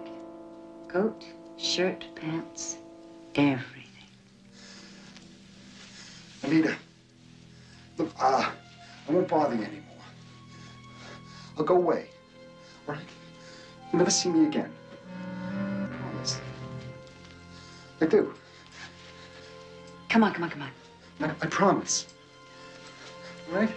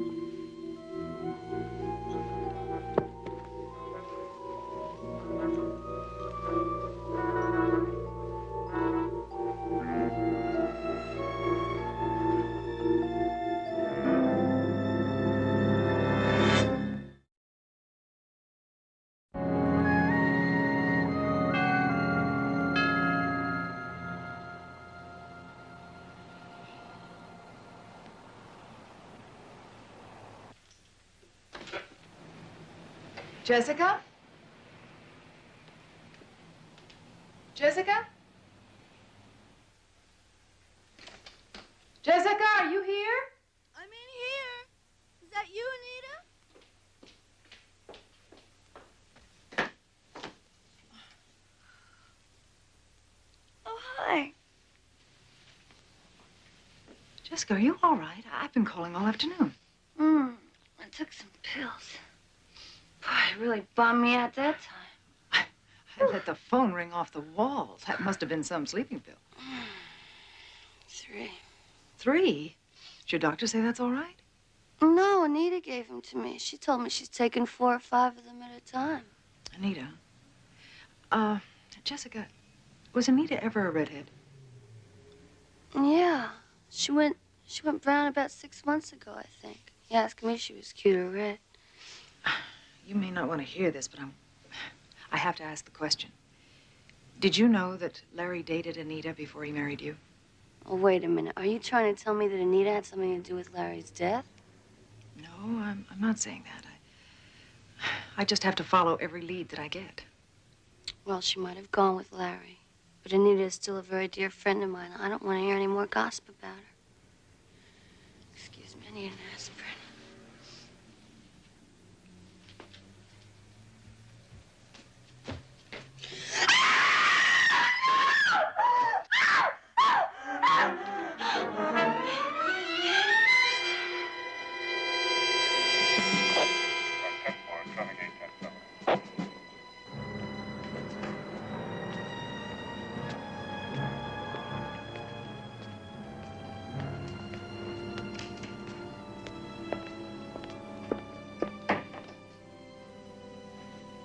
I'm sorry, Mrs. Collins. They'll have to take you downtown now. Oh, Betty. It's all right. I'm not a murderer. Please make them believe me. Please, please. I'm going to do everything I can. Go on. You'll be all right.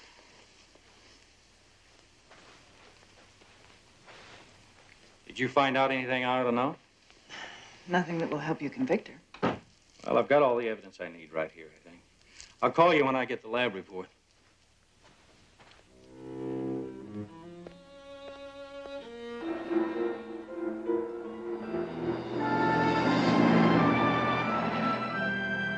Okay, Lieutenant, thank you. Right. Goodbye. Well, that's it. The gun that killed Albert Kruger was registered to Larry Collins. Jessica said she thought it looked like his. But she said that she made him keep it at the office because she was afraid of guns. Oh, maybe so, but her fingerprints were all over it. I get the impression, Betty, that you think this is some kind of a frame. You're right, Barnaby, I do, but I don't know why just yet. But I think Anita Parks does. When I went to the Collins house, the front door was unlocked. And when I went inside, Jessica said, "Anita, is that you?" Now, when I asked about it later, she said that when Anita called and told her to take the 3 pills, she said that she might look in on her later to leave the front door unlocked. Yeah, that sure does sound like a frame, doesn't it? She could deny it. Her word against Jessica's. And Jessica did not know that it was Anita who shared the Las Tunas cabin with Larry. A clandestine affair with her boss, who was later murdered. His widow, who inherited the agency, is arrested for the murder of the firm's accountant. There's got to be a motive in there somewhere. But I don't think it's going to be easy to prove. If I could just put Anita and Kruger together earlier this afternoon, that'd be a start. Can I help? Ah, yes. I'm known at the agency, but you might be able to get a line on Anita. Consider it done.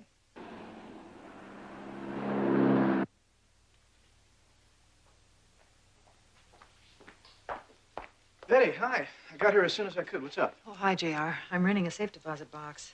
What? Well, I think we're onto something. Albert Kruger had an appointment yesterday afternoon with a Mr. Nelson. Now, he said that Kruger was very anxious to leave to cut off the appointment so that he could get to his bank. This one? Mm-hmm. Nelson said he was very nervous. He thought it had something to do with the large envelope that he never let out of his hands. Did Nelson know what was in the envelope? No, but I got Lieutenant Biddle to do some official checking through the manager here, and he gave permission for this young lady to tell us everything she knows about the case. Mr. Kruger was carrying a large manila envelope when he came in. Be fun to look in a safety deposit box, huh? Mm-hmm. Oh, and get this. He came into the bank alone, but he left with another customer, a woman. Anita Parks. Oh, she had no appointments yesterday? She was out of her office all afternoon. Well, the woman was the right size, but she was a blonde, was wearing dark glasses. The very large ones, you know. You think she could have been wearing a wig? I don't know. I only remember her because she came back so soon. You mean after they left? No, right after Mr. Kruger got here. You see, she'd only rented her safe deposit box an hour before. Can you give us her name and address? No, I'm not supposed to do that. Probably a phony anyway. But I think I know a way we can prove that. Meet me back here at 2:30.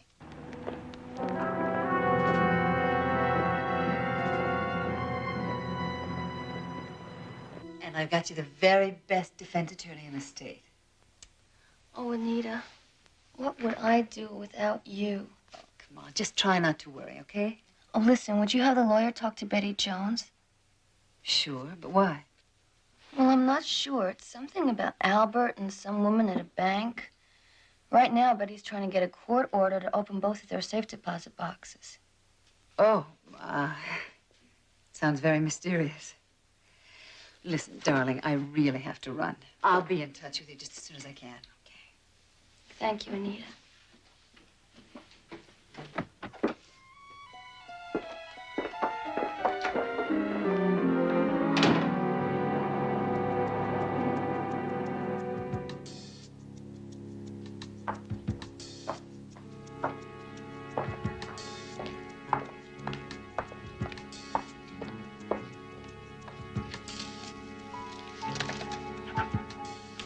Nice to see you today.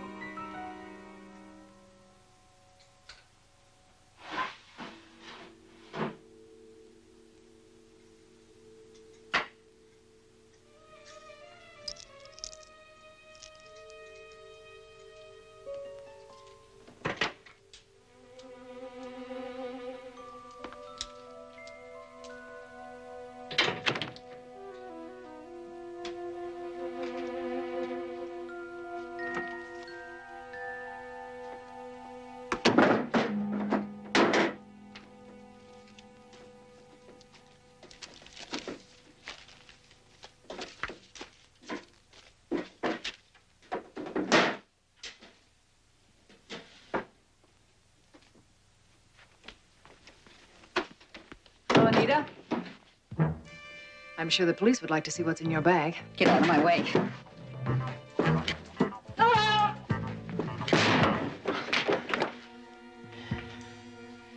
All right. Now,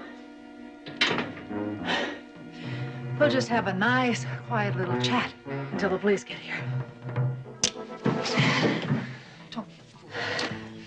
Had to get in my way. She's got a knife! Let me in. Buzz me in. Do it. Come on.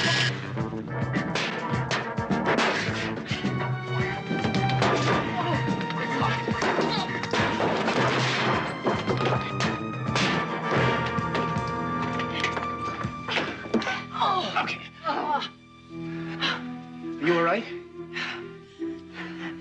Betty, will you do me a favor next time? Leave a key under the mat.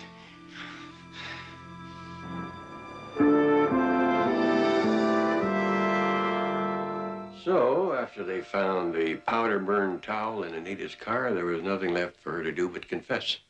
Particularly in the face of the evidence that she was keeping in her safe deposit box. Yeah, Kruger's letter was sure out of it. Well, what are your plans for the rest of your life, or hadn't you thought about that yet? I've had nothing but time to think about it where I've been. Are you going to run the agency yourself? Oh, no. I'm going to sell it. And since I'm not scared of much of anything anymore, I don't see why I shouldn't resume my acting career. Considering the scene you played with Anita, you should do very well. Yeah, well, listen, if you ever, you know, like, need a leading man, wait, here you go. How's it? You got a deal. JR, until that time, in the lingo of showbiz, don't call us. We'll call you.